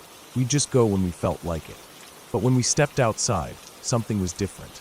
The streets were lined with police cars. Officers were everywhere, patrolling, talking to people, checking IDs. It was a complete shift from the last 2 days. Before, the only cops around were just making sure people weren't dying from alcohol poisoning or overdosing in a ditch. But now they were serious. We were stopped twice within the first hour of walking around. They weren't just asking casual questions, they wanted details. Where we were, what time we got home, if we saw anything suspicious. They were looking for someone. At first, we didn't know what had happened. People were whispering about it, but nobody had the full story. It wasn't until later that day that we finally learned the truth. A woman had been murdered the night before. She had been at the festival, just like us. She came with her husband and friends, enjoying the night like everyone else. But at some point, she felt sick and decided to leave early. Alone. Maybe she thought the walk back would be safe. It wasn't that far, and there were plenty of other festival goers making their way home around that time. But somewhere along the way, someone grabbed her. She never made it back. Her body was found the next morning, dumped in a drainage channel about 200 to 500 meters from the road we had taken to get home. Naked, bruised, choked to death. But there were no signs of sexual assault, just pure, senseless violence. Someone had beaten her to a pulp, strangled her, and thrown her away like garbage. She had drowned in that filthy water, alone in the dark. That realization hit like a ton of bricks. We had walked that same road not long after she had been murdered. The timeline was terrifying. If we had left just an hour or 2 earlier, we might have seen something. Or worse, we might have been the ones in danger. The thought of her walking that road alone, completely unaware that her killer was waiting for her, sent shivers down my spine. The festival kept going, but it felt different. People were still partying, but there was a tension in the air. The carefree atmosphere was gone, replaced by hushed conversations and glances over shoulders. The police presence didn't let up. Every time I saw an officer, I wondered if they were any closer to finding the person who did it. But days passed, and the festival ended. The crowd thinned, and eventually we packed up and left. And as far as I know, they never found him. That murder changed the way I saw things. Before that, I never really thought about the dangers of walking home alone. It was just something people did. But after that night, I couldn't shake the thought of how easy it had been for that guy to do what he did. She wasn't in the middle of nowhere. She was near a festival, with thousands of people nearby. And yet, nobody saw anything. Nobody heard her scream. It happened in a place where we had walked just hours later, completely unaware that death had been there before us.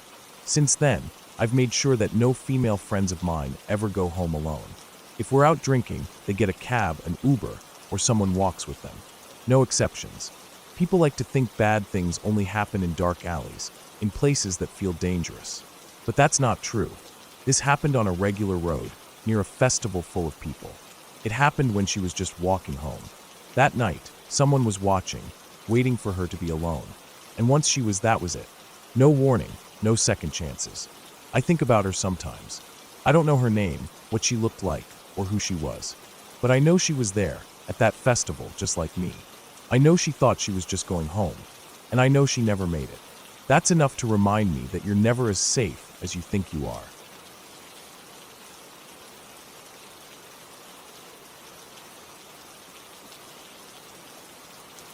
It was the summer of 2002, and I was working for Camp America. We had taken a group of kids on an extended outback camping trip near Yosemite National Park, hiking through dense forest, navigating narrow paths, and setting up camp in secluded spots far from any signs of civilization. It was an experience meant to teach resilience and an appreciation for the outdoors. But that trip became something else entirely, something I would never forget. The first day of hiking was uneventful. We walked for miles under the thick canopy of towering pines, listening to the rhythmic crunch of boots against the dirt path. The air was warm, the sun filtering through the trees in golden patches, and the only sounds were the occasional calls of birds and the rustling of leaves in the wind. We didn't see another soul all day, which wasn't unusual. We were deep in the wilderness, far from the more frequented trails. At night, we set up camp in a small clearing, cooked dinner over a portable stove, and settled in for the night. The second day was when things changed. We had been hiking for hours, following a narrow, winding path through dense trees. The trail was barely wide enough for us to walk single file. It was mid-afternoon, the sun high above us, heat pressing down on our backs. That was when I saw him, a man walking alone. He was dressed in a long black mac, the kind of coat you'd wear in the dead of winter.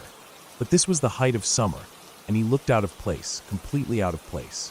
His face was gaunt, pale, and he moved with a slow, deliberate pace. Something about him made my skin crawl. Maybe it was the way his shoulders were hunched forward slightly, or how his arms hung limply at his sides. I couldn't put my finger on it, but my instincts screamed that something wasn't right. As we approached, I felt this overwhelming certainty that he was going to hit me over the head. I couldn't explain it. It was just a gut feeling, primal and urgent. Every hair on my body stood on end. I forced myself to make eye contact with him. Something instinct told me I had to do. I held his gaze and greeted him as we passed, keeping my voice steady. He didn't respond. He didn't even meet my eyes.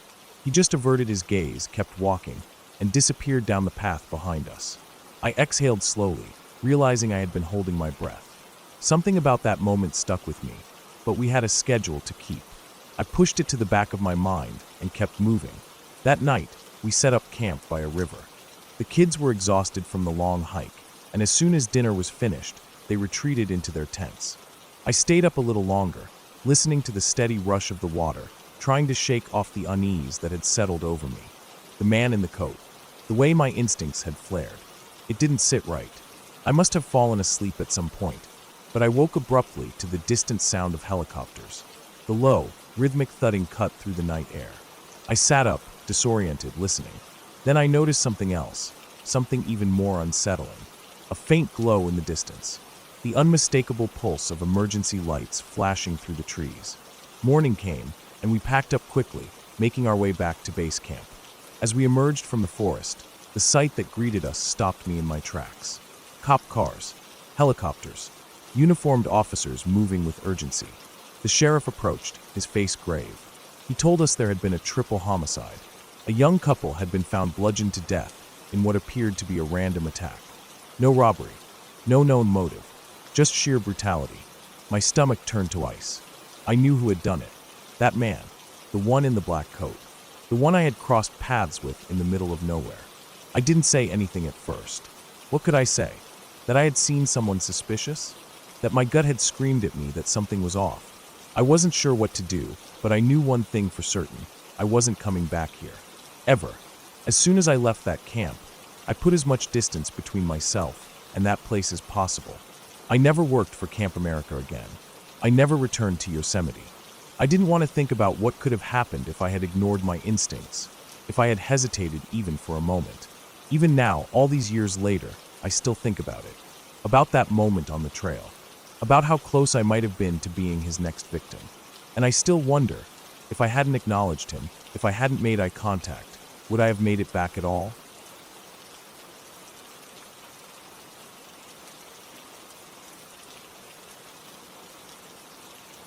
I went to school with him for 3 years. He always seemed a little off. Not in a way that made people scared of him, but just strange enough that he never really fit in.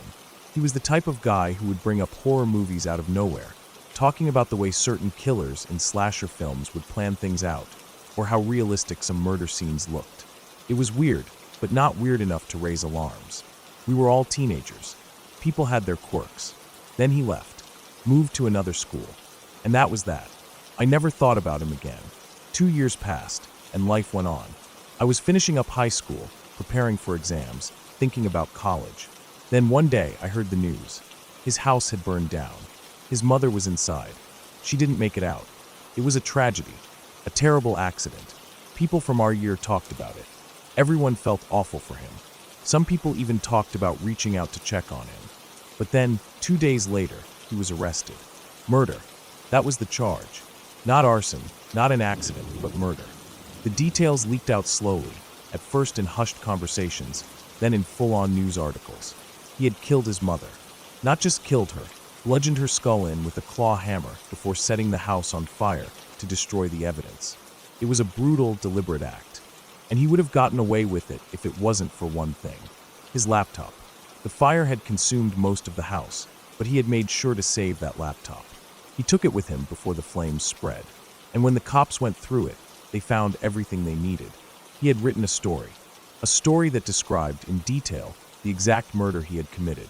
The same weapon, the same setting, the same attempt to cover it up.